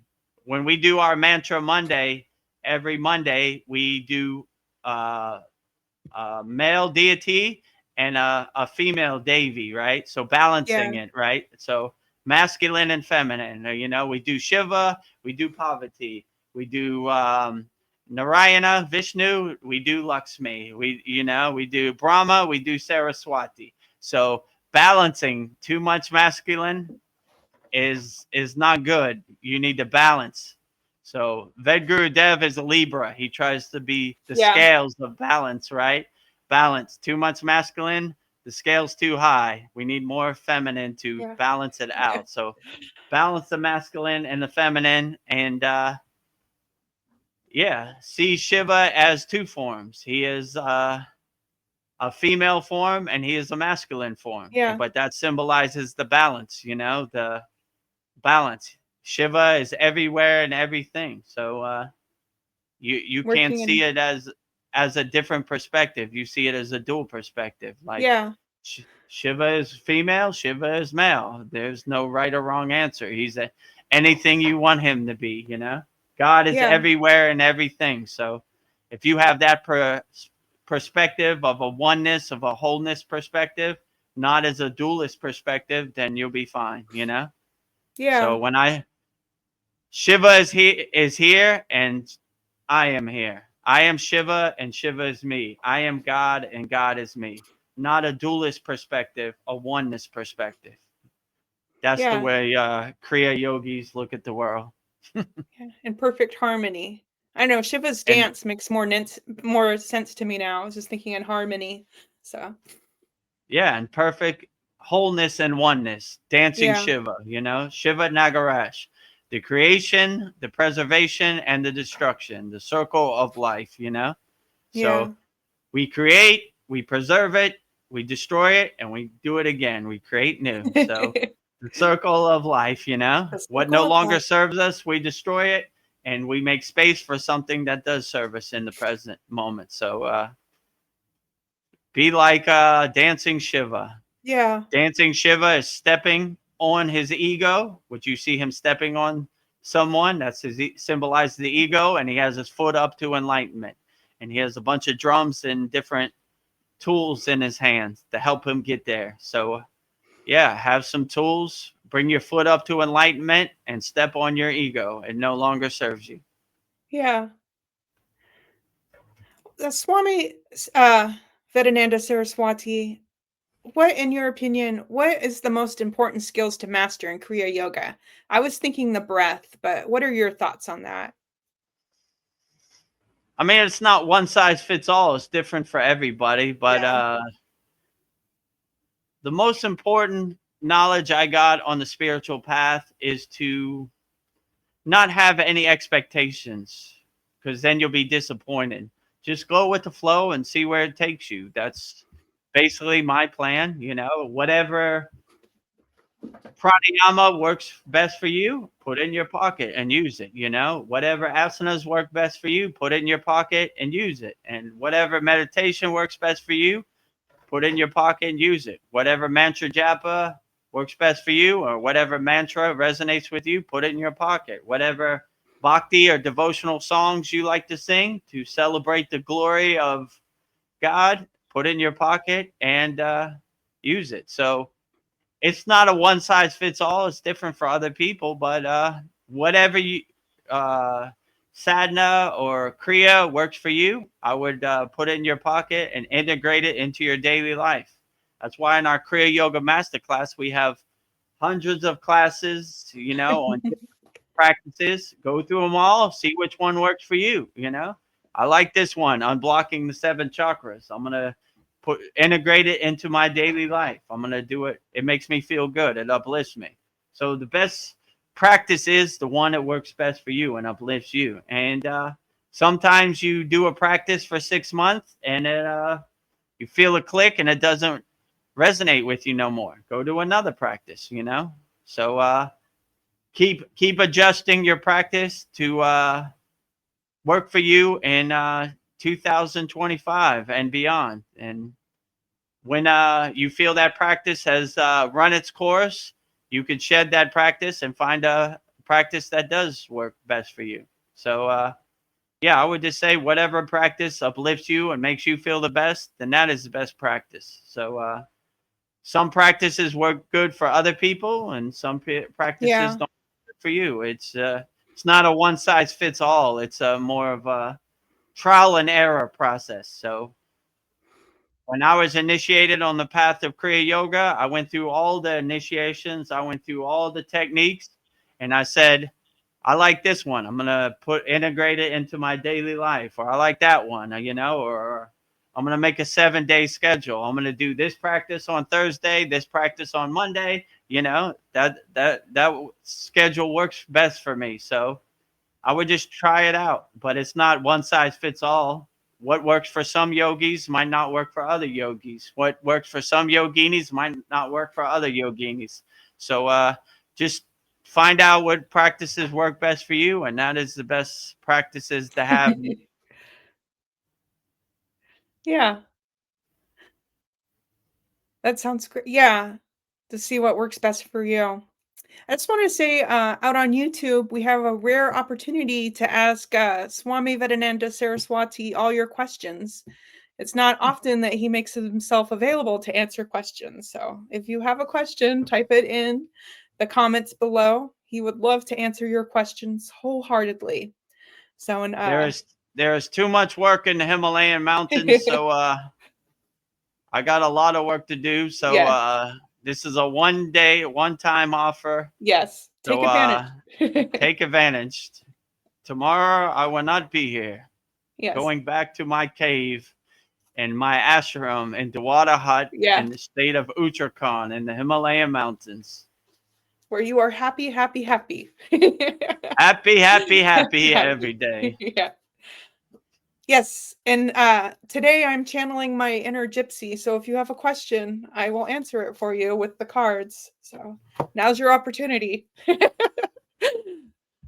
Well, Or if you have a Halloween costume, let us know what Halloween yeah, costume you have. I would like to know yeah, what people are wearing out there in YouTube land. yes. You have any Halloween stories? I'd love to hear them. Get into the Yeah, Halloween absolutely. spirit. Um, I Swami Vedananda Saraswati, what do you think is the secret to heal ourselves? Is there a secret to heal ourselves?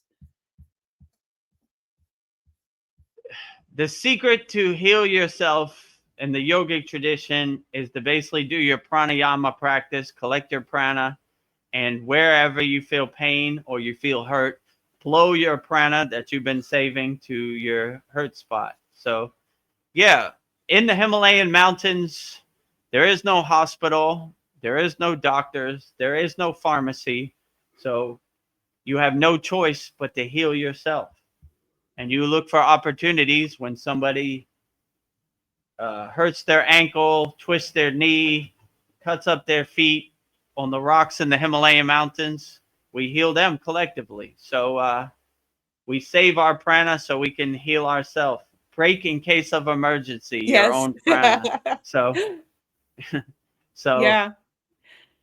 Oh, when Vedagurudev went up the Himalayan mountains, the Indian government made him sign a waiver that if in case he died, they weren't responsible.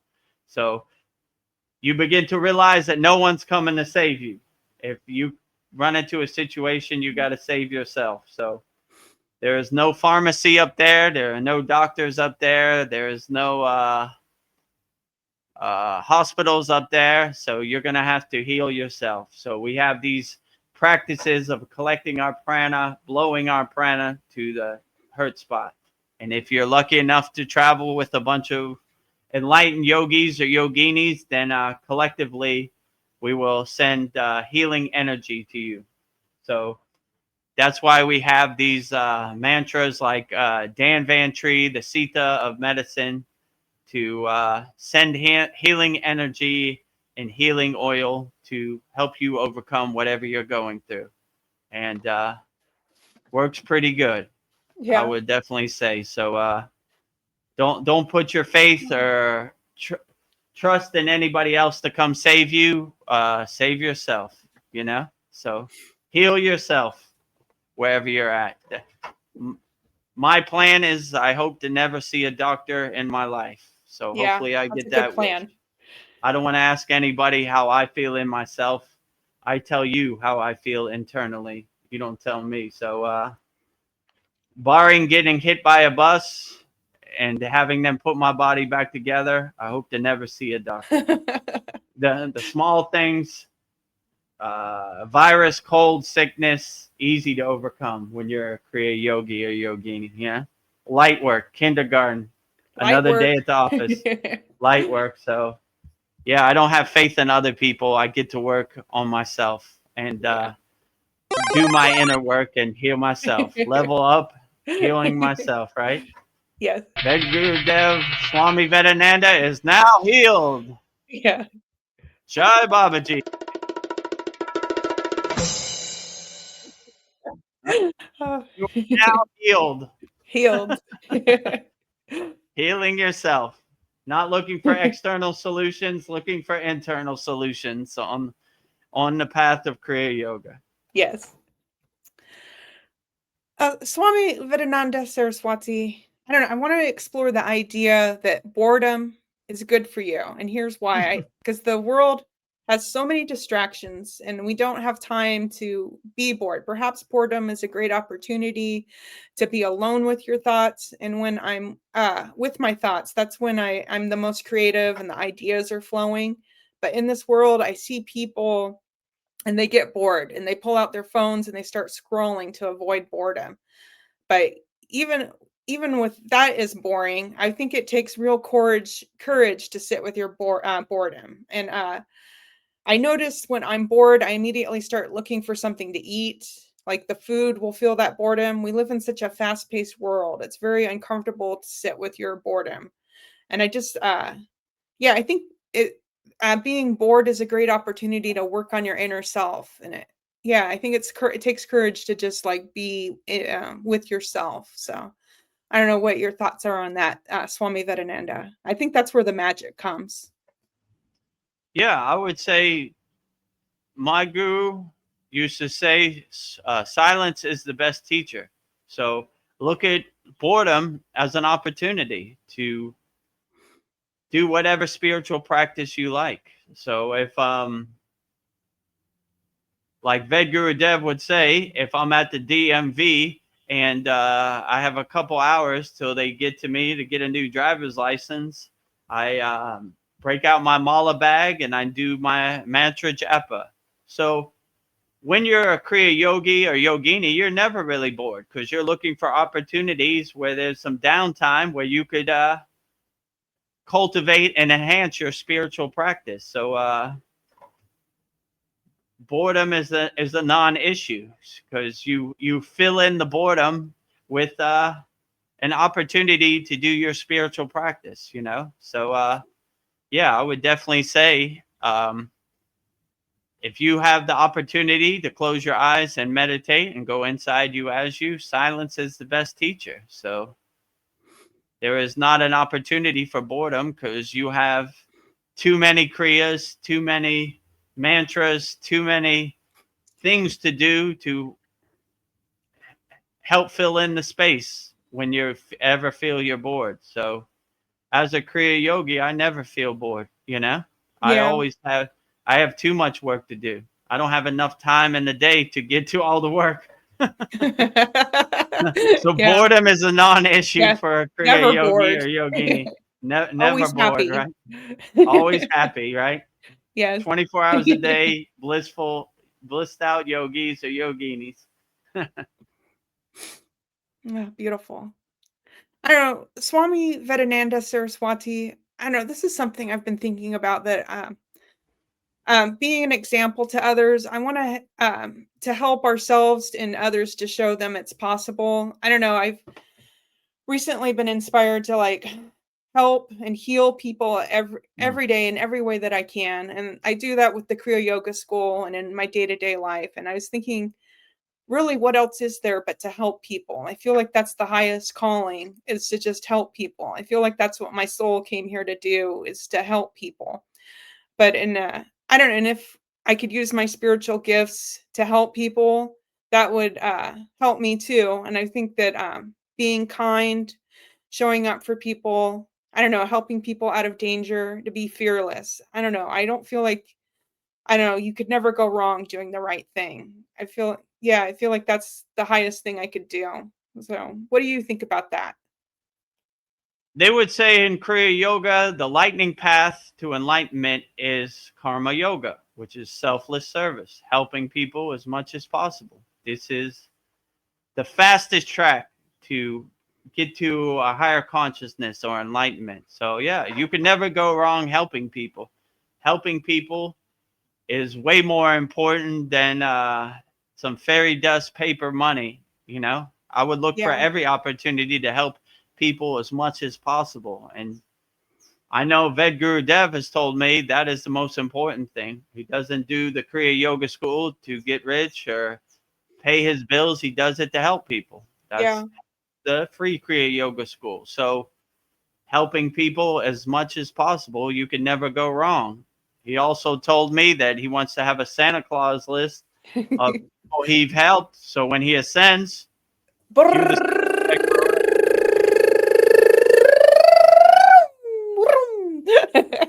So when Vedagurudev ascends, he'll have an unlimited names on his Santa Claus list of people he helped. So yeah, I would try to help as many people as you can. You can never go wrong helping people, and that is a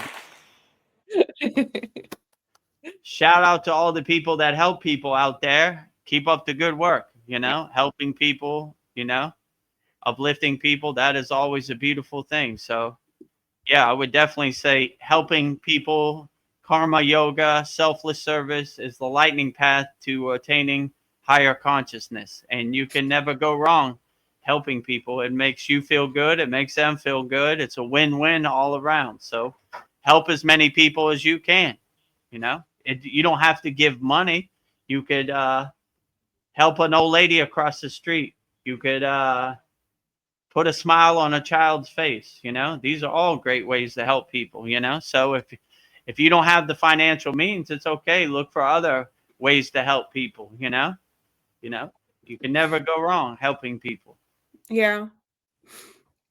And I always think it's a beautiful thing that 6 a.m. every morning, from what Vedagurudev told me, the Buddhist monk walked bare feet, and they give blessings to people who line up on the street, and they give Yeah. them rice, and they give them money, and they put in their bowls, helping people. What a beautiful thing that is, helping Yeah. people on the spiritual path. Don't worry, you keep up the good work. You're doing good work. You don't have to worry about food. You don't have to worry about money. We take care of all that. You keep on the right track. So when you don't have to worry about money, it becomes liberation, moksha. Like a big weight is lifted off your back. So yeah, look for the opportunity to help people, and God will fill in the blanks. The universe will fill in the blanks. So to most people in the Western world, it seems crazy. Like, how could people live in the Himalayan mountains without money? It's possible. There are thousands of people doing it right now. How can people be Buddhist monks without a job? It's possible. They're doing it. So we've been conditioned to think that we need money for everything. We're regurgitating the playbook. We're drinking the Kool-Aid out there. But when you see the finer things in life don't require money, you don't need money to meditate. Sit on the side of your bed, close your eyes, and have a meeting inside you as you with yourself. Drink some tea in your crown chakra. So Yeah. nature is beautiful. The clouds, the sunset, the sunrise, smile on a baby face. All these things are worth way more than money. So yeah, when you begin to see that the finer things in life don't require some paper fairy dust money, then life is blissful and very liberating. I don't know. This is just a random thought, Swami Vedananda Saraswati, but you were talking about money, and I don't know. I was just been thinking that the population keeps going down, and then will there be less customers, and maybe there'll be an economic collapse? And I wonder if that would not be such a bad thing, and that maybe we'll become farmers again, and then society would become we would barter for goods, and money wouldn't be a we wouldn't have money. I just think that money is the root of evil, and we don't even maybe I would love that to not have to worry about money.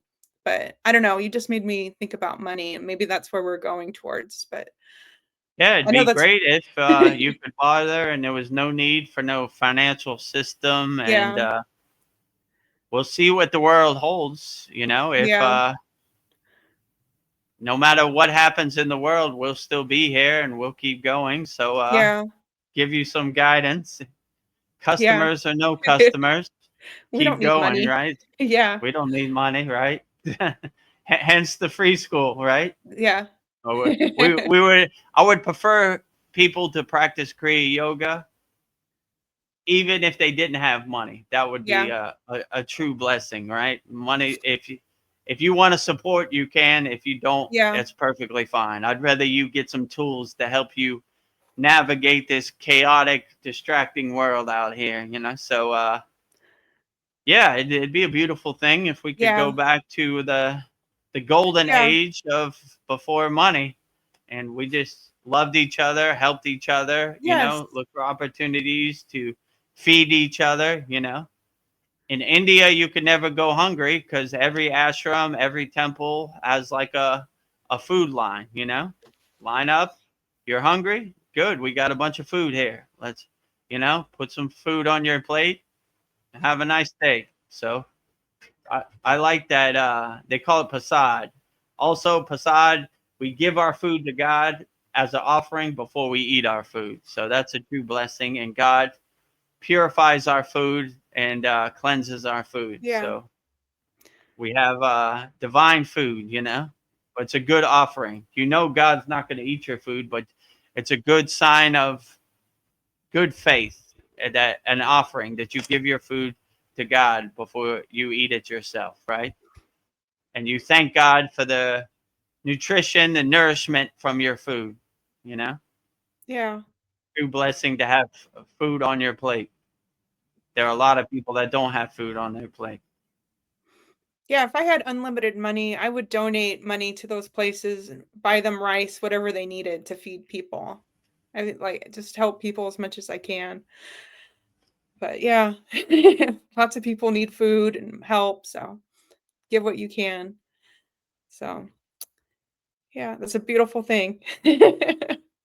Absolutely. Yeah. Well, going back to boredom, Paul says, yes, Veronica, I feel that way, like I'm wasting time. That's why we become masters of distractions. Yeah. Sit in your distraction.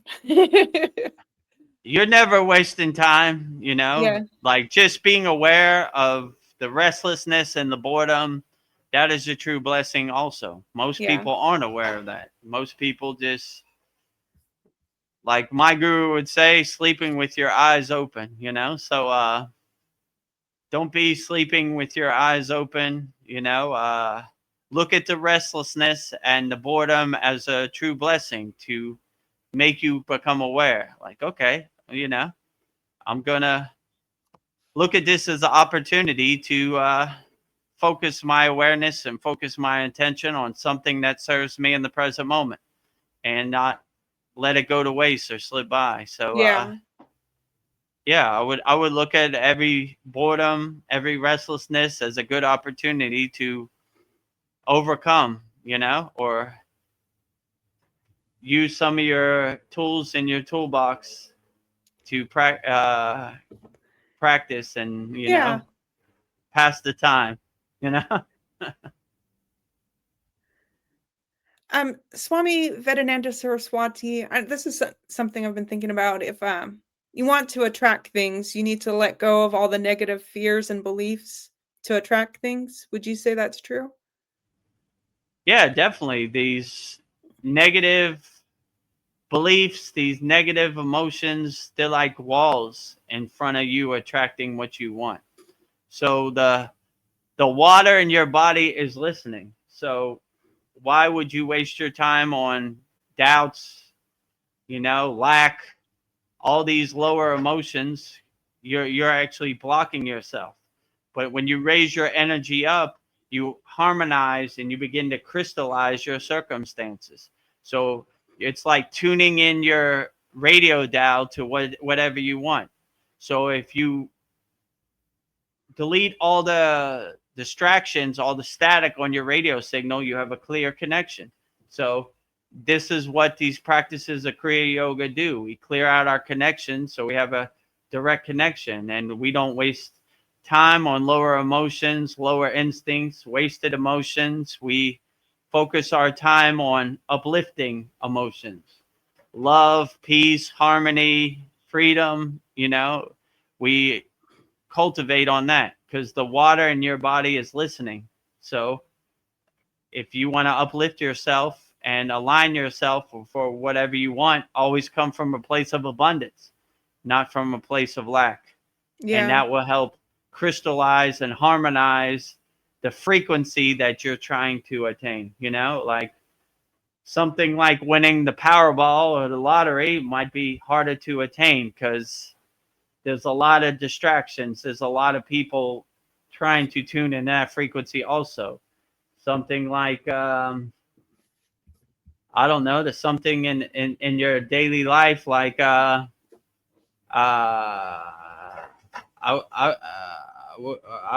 wish they had this at the store. You'd be surprised. That would probably be easier attainable, So start off slow and work your way up to the lottery. Yeah. So, you know. Well, Paul has a great comment. He says, great, turn lemons into lemonades. Lemonade. Right. Exactly. Yeah. Turn lemons into lemonade, Yeah. So, Oh, whatever opportunity this world throws at you, I mean, it's coming. That it's is for coming. sure. Oh They're boy. gonna try to steal your attention, and never be in a fear-based state.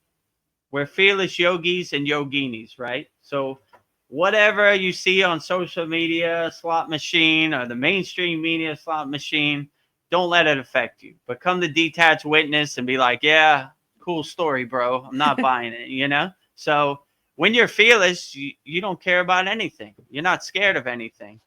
The way they implement their power and their control is by scaring you into doing something that you don't want to do. But if you're not scared, they can't scare you in anything. I'm not scared. I'm not doing that. And like I said before, have the affirmation, I don't work for you, bro. I don't work for you, bro. You're not my So boss. your next door neighbor says you should do this. I don't work for you, bro.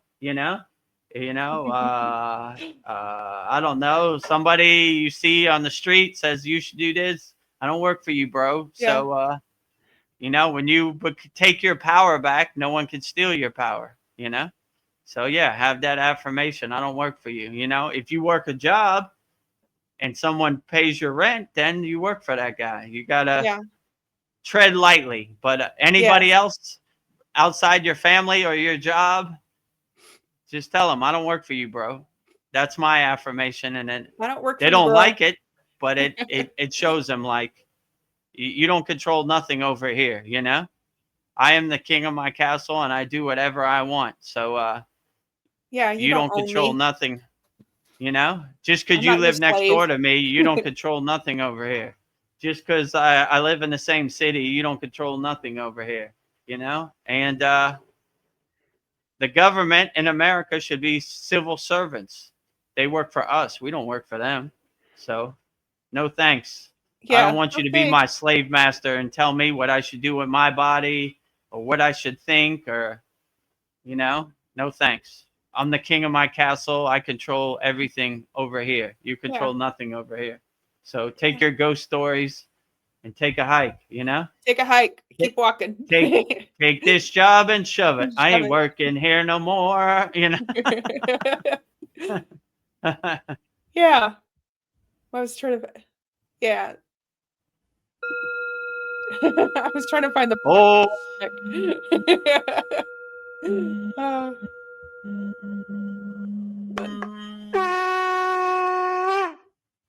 yeah. blowing the holy conch. We're coming home, God, right? You know what? You made me think like real power is the law of detachment. Stop trying and Mm, start being. I'm not going to true. attach to your beliefs. I'm detaching. Ugh, I mean, Vedagurudev told me on the path that his most profound insight was, instead of trying to control the path, he just goes with the flow. So yeah, every day he wakes up and he says, how's Babaji going to surprise me today? And he never disappoints. So never. that's what we're doing today. Okay, great. Let's go. So just go with the flow. One thing you'll find out about this world, it never happens the way you want it to happen. So you got to be light on your toes. You got to adjust. You got to pivot. You got to change course. You got to change directions and go with the flow. Wherever it takes you, that's what happens. Three Eye Atlas lands tomorrow. Okay. Adjust, pivot, change course, change directions. If Three Eye Atlas doesn't land tomorrow, another day at the office. Keep going. So be Yeah, light on your toes. Whatever this world, crazy, Maya, delusional, chaotic world throws at you, just be light on your toes and be like, all right, I knew it was coming. Every day is a test as a yogi. So it sure let's is. get to work. But this world is definitely uncertain, ever changing. So if you see it as ever changing, you don't really have no dog in the fight. You don't really have any expectations. You're like, I knew this Maya delusional world was going to do that. I knew they were going to run the playbook. They I always knew run it. the playbook. you know there they go. Somebody else is Yeah, up on the roof doing something they shouldn't. running the playbook, you know. I knew they were going to do that. They run the same playbook that they've Yeah, ran since JFK. They're still going yeah. at it, you know. It worked last Never time. learn. Always running that playbook, you know. Yeah, So protect your consciousness, protect your energy, and whatever other people do, don't let it affect you. Unshakable mountain, as I always unshakable say. mountain. No matter what they do, unshakable mountain. But this world is definitely uncertain, ever changing, and if you have that awareness and that perspective, then you'll adjust accordingly, you know, and you won't get attached to any outcome or any expectations. You'll be like, I knew it. Lucy always pulls the football on Charlie Brown. You know, if you're hoping she's not going to pull it, you might be mistaken. The U.S. government always runs their playbook. So They do. if you have that awareness, be like, there they go. Lucy's going to pull the football on Charlie Brown. Tomorrow will be disclosure. Tomorrow will be Jeffrey Epstein list. Tomorrow will be JFK, RFK, aliens. Go down the list, you know. They got a bunch of Yeah. ghost stories. You know, here comes the football. Charlie Brown's going to kick it. Whoop, you know, hitting his head again. Another day at the office. One thing is for sure, you can bet that American government's going to pull the football, pull the rug Yeah. on you. So, you know, if you're not attached to any outcome, you can't be disappointed. Like, oh, that's what they do. Liars tell lies out here. So, another day at They the do. office. Don't put your Yeah. faith in no one. Do your own inner No. work, and you can't be disappointed. Yeah. You control what you can control. Don't try to control the ending of the movie, right? It's going to end the way it ends, and just enjoy it. Like that, there it goes again. You know, There it goes again. Trust yourself. I was Swami Vedananda Saraswati. This is kind of, I don't know. This is just your opinion, but I was thinking like, Jesus, Jeshua, was he able to walk on water just because he believed he could? Just that thought, like a placebo effect? Are thoughts, energy, and action, like maybe the only thing that's real is our thoughts? I just think how powerful our thoughts are. What do you think about that? I mean, I don't know because I wasn't there, but I would say if I come from the yogic perspective, they call him Yeshua, right? Yeshua, Yeshua. Jesus. If he attained the siddhi of levitation, my guru would say that Yeshua had some good siddhi teachers, right? Who gave him the blueprint. So these siddhis, as they would say in yoga, like resurrection, walking on water, levitation, I would say to enlightened being like Yeshua, these were easily attainable because he lived a life of purity. He was a pure soul. So he was able to do things that normal people couldn't do. He wasn't restricted by the limitations of normal people's physical body because he realized his true inner potential. So it wouldn't surprise me if Yeshua walked on water, you know. When I was in the Himalayan mountains, I saw a bunch of different siddhis that normal people wouldn't say was possible. But it's more like a byproduct of your spiritual practice. It's not something you could attain easily. It's just something that happens. So I would say it's highly likely, you know, but Yeah. I'm a full glass yogi. I believe anything is possible if you Yeah. do your inner work. So I would say an enlightened being, an ascended master like Yeshua, Jesus, could the possibilities were limitless. Let's say it like that. What couldn't he do, right? I like when my father told me we're Americans, not Americans. Yeah. So that yogi mindset, you know, like Yeah. when we do our inner work and we do our sadhana, our tapas intensively, wholeheartedly, what can't we do? So I would say if you're a pure soul and you're not attached to the Maya delusional world, you're probably light as a feather. So walking over water and levitating, is highly possible. I was also thinking about the quality of our thoughts affects our lives. Like no matter what's going on, just to have quality thoughts, I think takes courage. Like the world's falling, or you feel like your world's falling apart, you can't pay the bills, but just focusing on positive thoughts. Like the quality of our thoughts is really important. And yeah, Yeah, it was definitely. Like Vedagurudev said before, the water in your body is listening. So always yeah, talk highly to the water in your body, and yeah. you'd be surprised of what you can I love accomplish. you. So negative, never have negative thoughts. Always have positive thoughts. And always uplift yourself and Yeah, come from a higher state. And yeah, always keep that awareness that the water in your body is listening. So always talk highly to it. What it takes the same amount of energy to talk highly to the water in your body than it does to talk bad to the water in your body. So why would you choose to talk bad? Always yeah. uplift yourself. Always have good thoughts. Good thoughts in, bad thoughts out. Be a traffic cop, directing traffic. What are you, a good thought? Come on in. What are you, a bad thought? Turn around, U turn.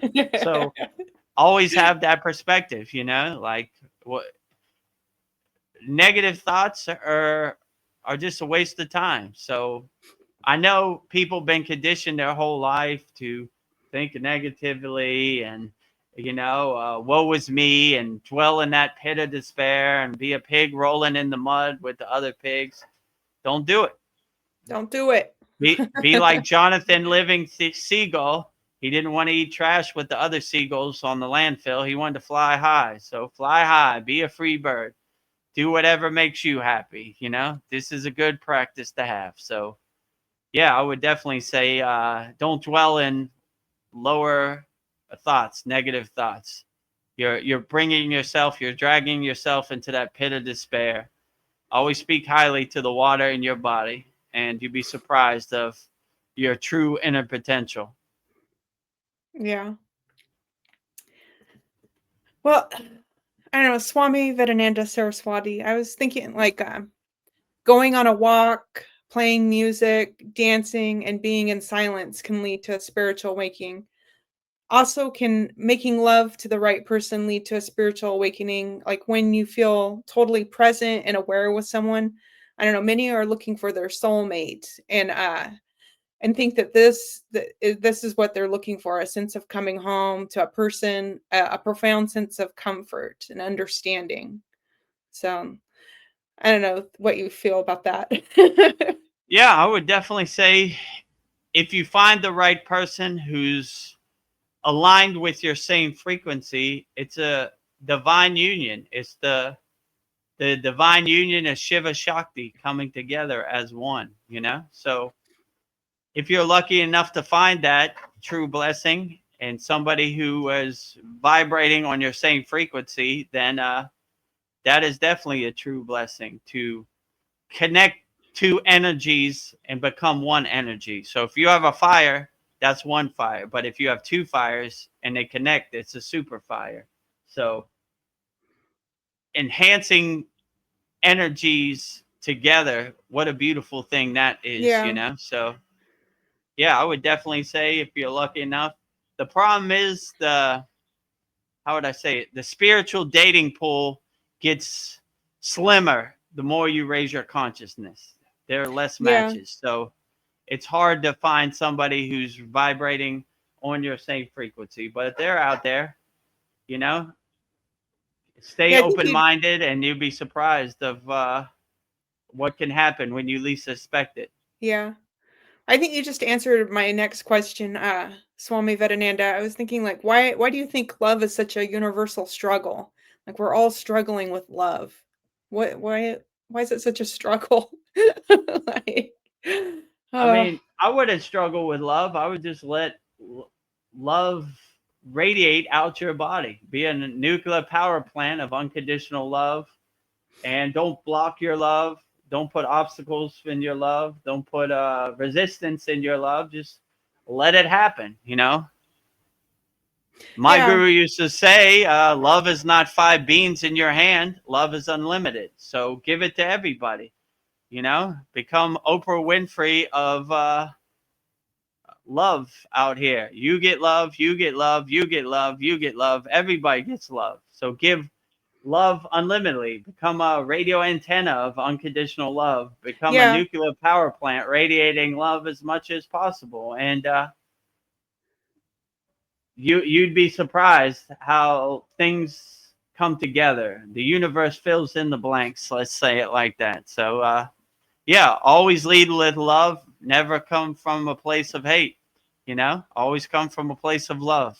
So love yeah, as many people unconditionally, wholeheartedly, as much as you can. And I don't see how you could ever go wrong. So love is the vibration of the universe. So always stay anchored and centered in a place of love. yeah. I like to think of love as like the heart chakra, a green rose, and I feel like we have to like that's love, and it's something that you have to feed it. You have to nourish it. You have to help it grow.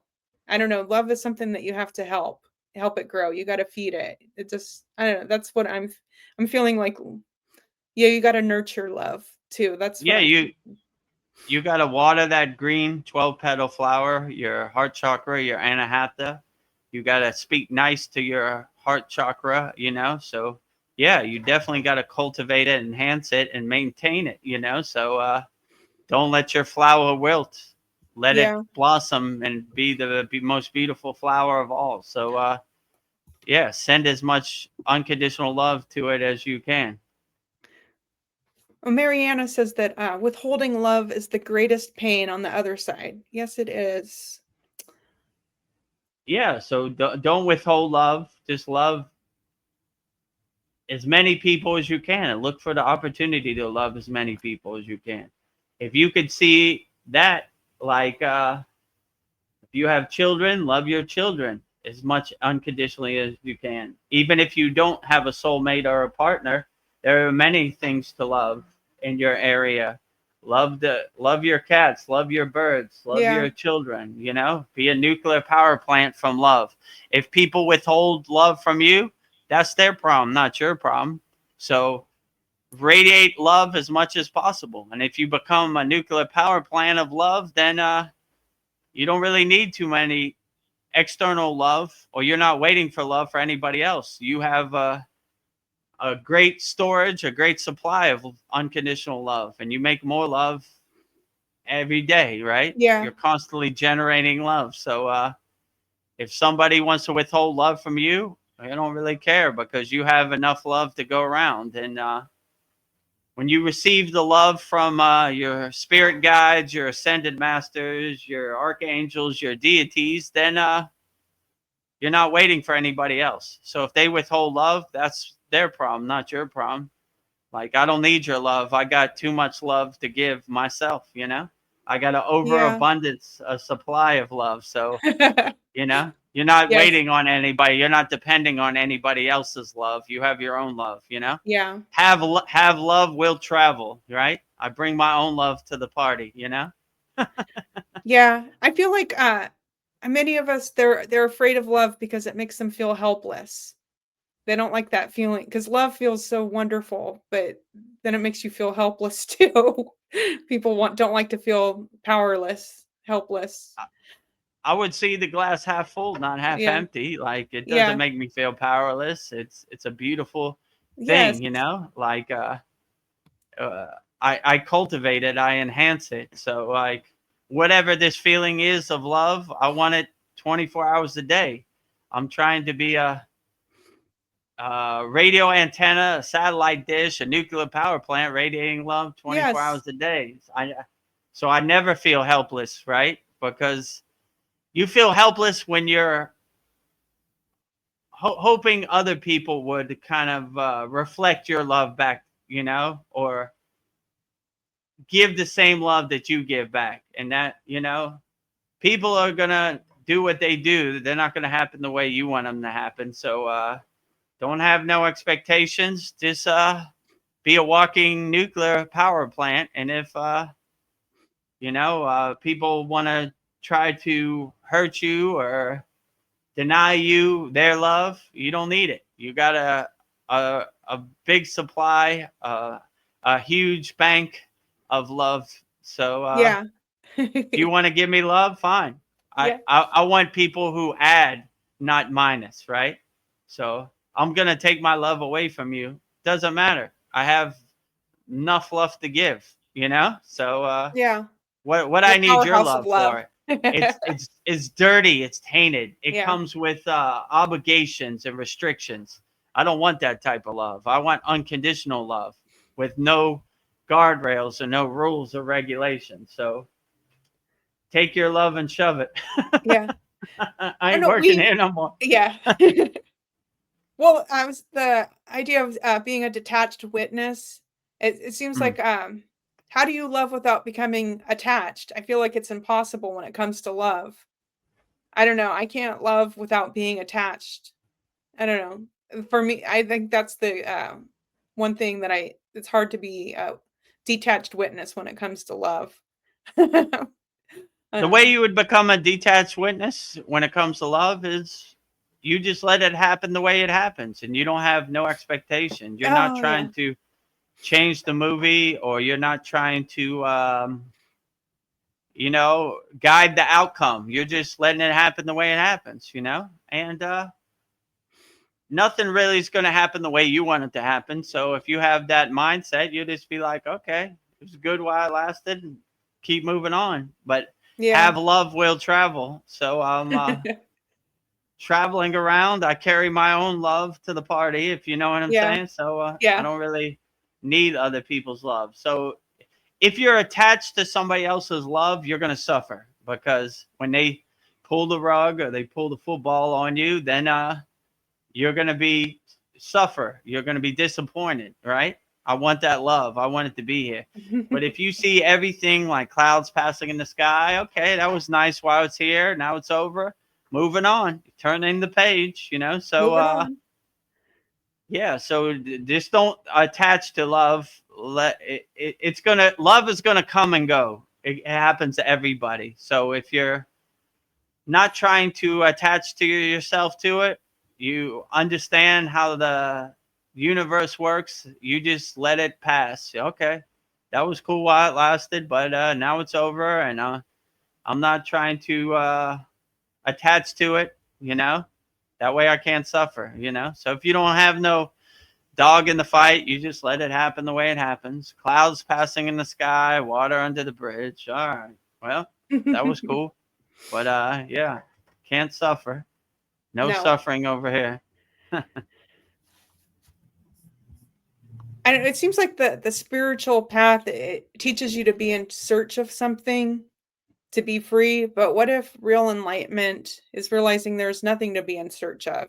It's just you realizing that this whole story is not real. Like what? I don't know, it just seems like every spiritual practice or whatever, like you're always in search of something, but maybe I'm not in search of anything. Yeah, That's so that's why Yogananda calls his place self-realization fellowship. We're not searching for anything. We have all the tools inside us as us. We're just realizing them. We're unlocking them. So yeah, if you want to search for enlightenment, just go in the bathroom and look in the mirror, and you'll see enlightenment looking back at you. So these tools we do in Kriya Yoga are just to help us realize our true inner potential that's inside us as us. So we're not trying to go anywhere. We're not trying to do anything. We're just doing our inner work and unlocking our true inner potential, our true inner nature. So yeah, I would say yeah, don't yeah. happiness, enlightenment, self-realization, Satchinanda, higher consciousness is all inside you as you, Like they say, the kingdom of heaven is within. So when you realize that, you don't have to get on an airplane, you don't have to go anywhere, you don't have to speak to anybody, you don't have to pay a bunch of money. You go inside yourself and realize your true inner potential. I like when my guru said, one time we were at an ashram and he saw a bunch of backpackers on the spiritual path. He said, I don't know why people spend a lot of money. All they need to do is go in their closet and shut the door and be alone with themselves, and they'll find out their true inner potential. So that's kind of my mindset also, Yeah. like go inside you as you, and you don't have to go anywhere or do anything. And once you have the tools, then you look for the opportunity to break out your tools, whatever this crazy Maya delusional world offers you.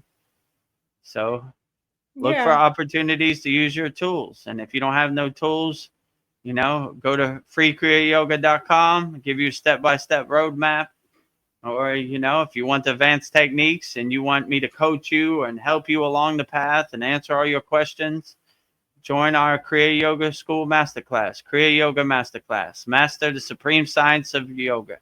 Test it, observe it, experience it, feel it, and know it. So Yes. that would be my best advice, So Oh, speaking of any questions, anybody out there have questions, feel free to ask them.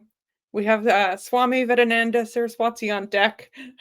Take advantage of his wise and sage advice. So, yeah. How long have we been on here now? 2 hours and 20 minutes. Okay. Yeah. Well, I don't know. I'll share something. I've been, I don't know. I've been thinking about my intuition and like developing it. So I have this app on my phone. It's called the ESP trainer. So you just you have 4 different colored blocks, and behind the right one is like a piece of scenery. It's kind of like remote viewing. So you'll just pick. Oh, I picked the right one. But it's like 24. Play it through 24, and the most I've gotten is 18 out of 24. But I've just been thinking like I want to get all 24 out of 24. But when using my intuition, it feels like it's really right on when I just like I have no thoughts. I was just thinking the power of no thoughts is when I'm really clear on my intuition and like living. I was just thinking, how would my life be if I just like make all my decisions based on my intuition instead of my logical brain?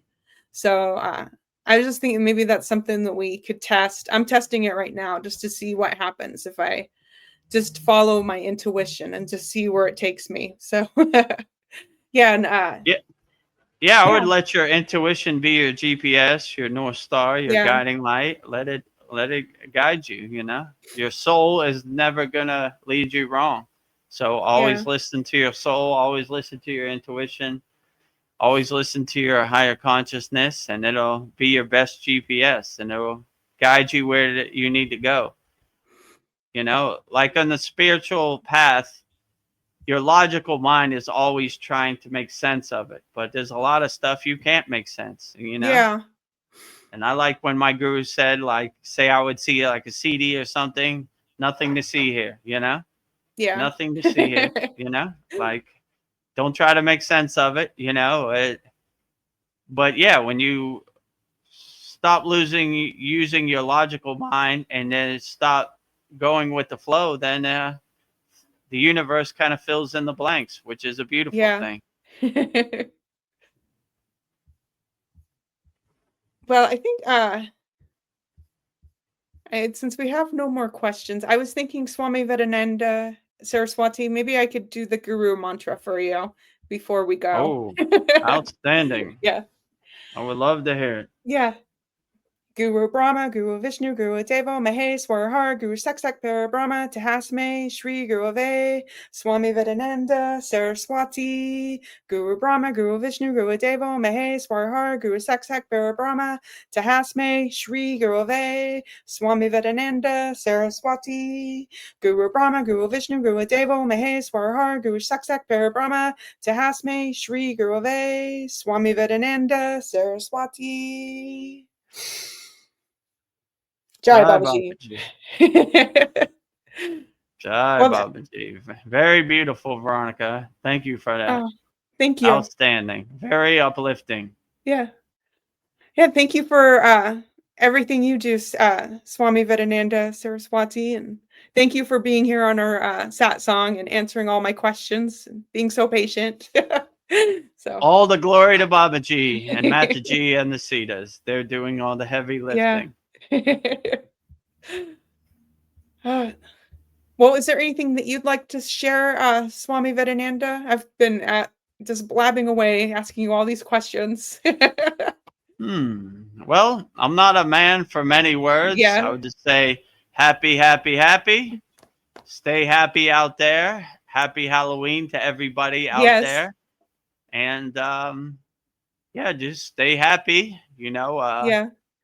My disciple Vedagurudev has pretty good knowledge on the spiritual path of Kriya Yoga. So make sure you tune in every Sunday, 9 p.m. Eastern Standard Time for Vedgurudev's Soul Talks live from the Thailand beach with him and Veronica. Very beautiful scenery, Thai palm trees, Thai ocean. So outstanding. And yeah, every 9 p.m. Eastern Standard Time, Vedgurudev's live Kriya Yoga Q&A Satsang, which is right now. So very beautiful. Put all your questions in there. And Yeah.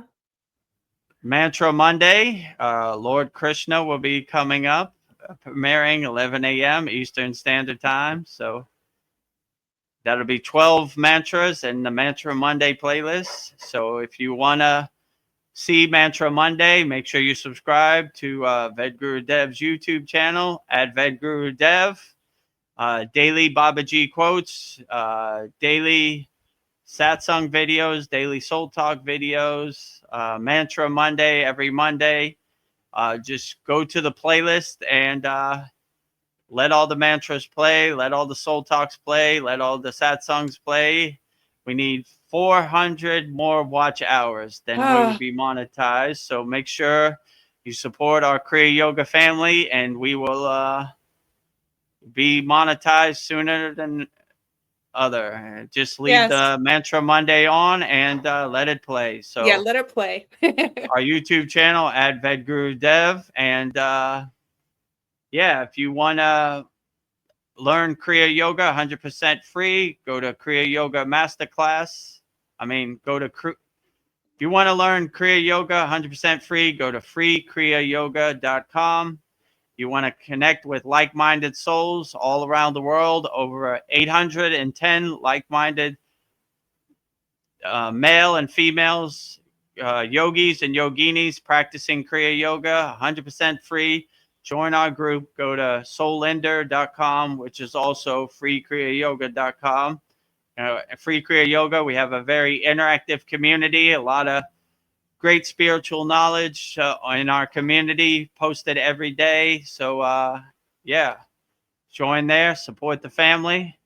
And if you want to join me, Veronica, Mariana, Paul, Darren, all of our Kriya Yoga School members, and master the supreme science of Kriya Yoga, go to kriyayogamasterclass.com. So I guess, go ahead. Oh, I just wanted to say a final thought. I'm wishing you a very happy Halloween, double toil and trouble, fire burn and cauldron bubble.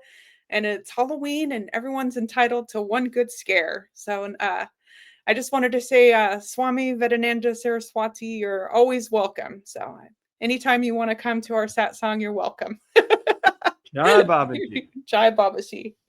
Well, I have a lot of work in the Himalayan Yeah. mountains. I'm going back to my ashram in Dewada Hut in the state of Uttarakhand in India in the Himalayan Yes. mountains. The abode of Babaji. Babaji is Hello. calling me. The mountains are calling. Yes, the mountains are calling you. Om. Om. So play my sound effect. I will transport back to the Himalayan mountains. Yeah. Blowing the conch, I'm coming home. You Yes. know? It's a modern one.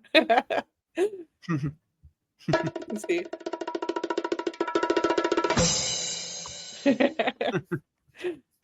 Wow. Thank you, Swami Vedananda Saraswati. It was a pleasure having you here. Happy Halloween to Halloween. everybody out there. Thank you for joining our October 29th Vedgurudev's live Halloween Q&A satsang with me, Swami Vedananda, and Veronica. So I guess with Yes. that said, we'll go out the traditional way with Babaji's Mula mantra. So if you're going through something and you need a mantra and you want to call on Babaji for help, call Babaji's direct phone number, which is Om Kriya Babaji Nama Om. And Veronica will say it so beautifully right now. Om Kriya Babaji Nama Om. Om Kriya Babaji Nama Om.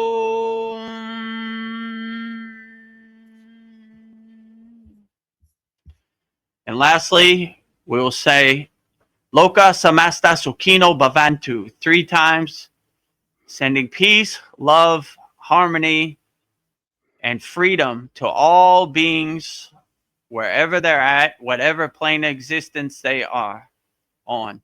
3 times. Loka Samasta Sukhino Bhavantu. Loka Samasta Sukhino Bhavantu. Loka Samasta Sukhino Bhavantu. And lastly, we will sing the Shanti, universal peace mantra, sending peace and love to all people all around the world.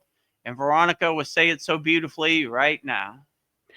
Om Shanti, Shanti, Shanti. Shalom. Sat Nam Sadhu Tao Em. Spirit, Swami, Kami, Amen, Amen. Umen Selah Hom.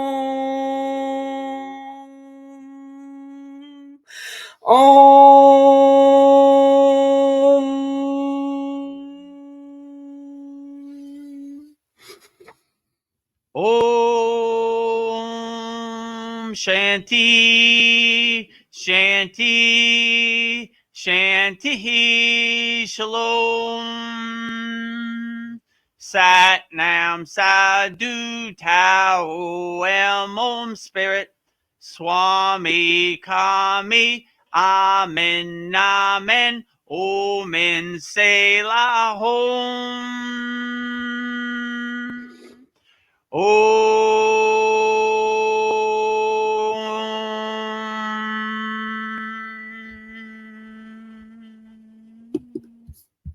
Namaste, I'm Vedagurudev, and today I'm going to share a proven spiritual system that's already helped thousands experience deep transformation. When you join the Kriya Yoga School Masterclass, here's exactly what you'll get. Weekly deep dive classes, Saturday at 11 a.m. Eastern Standard Time. Bi-monthly Holy Fire Yagna ceremonies to clear energetic blocks. Weekly satsangs and Q&A, Wednesdays at 9 p.m. Eastern Standard Time. Instant access to over 200 plus on-demand classes on asanas, pranayama, mantra japa, and meditation. Direct VIP access to me for daily mentorship and support. This is not just information, it's direct transmission, guidance, and transformation. Thousands have already said yes to the Kriya Yoga path. And if you're here now, something inside you is ready to. Click the Join Now button below, choose your membership, and begin your journey to inner freedom today. See you inside the Kriya Yoga School Masterclass.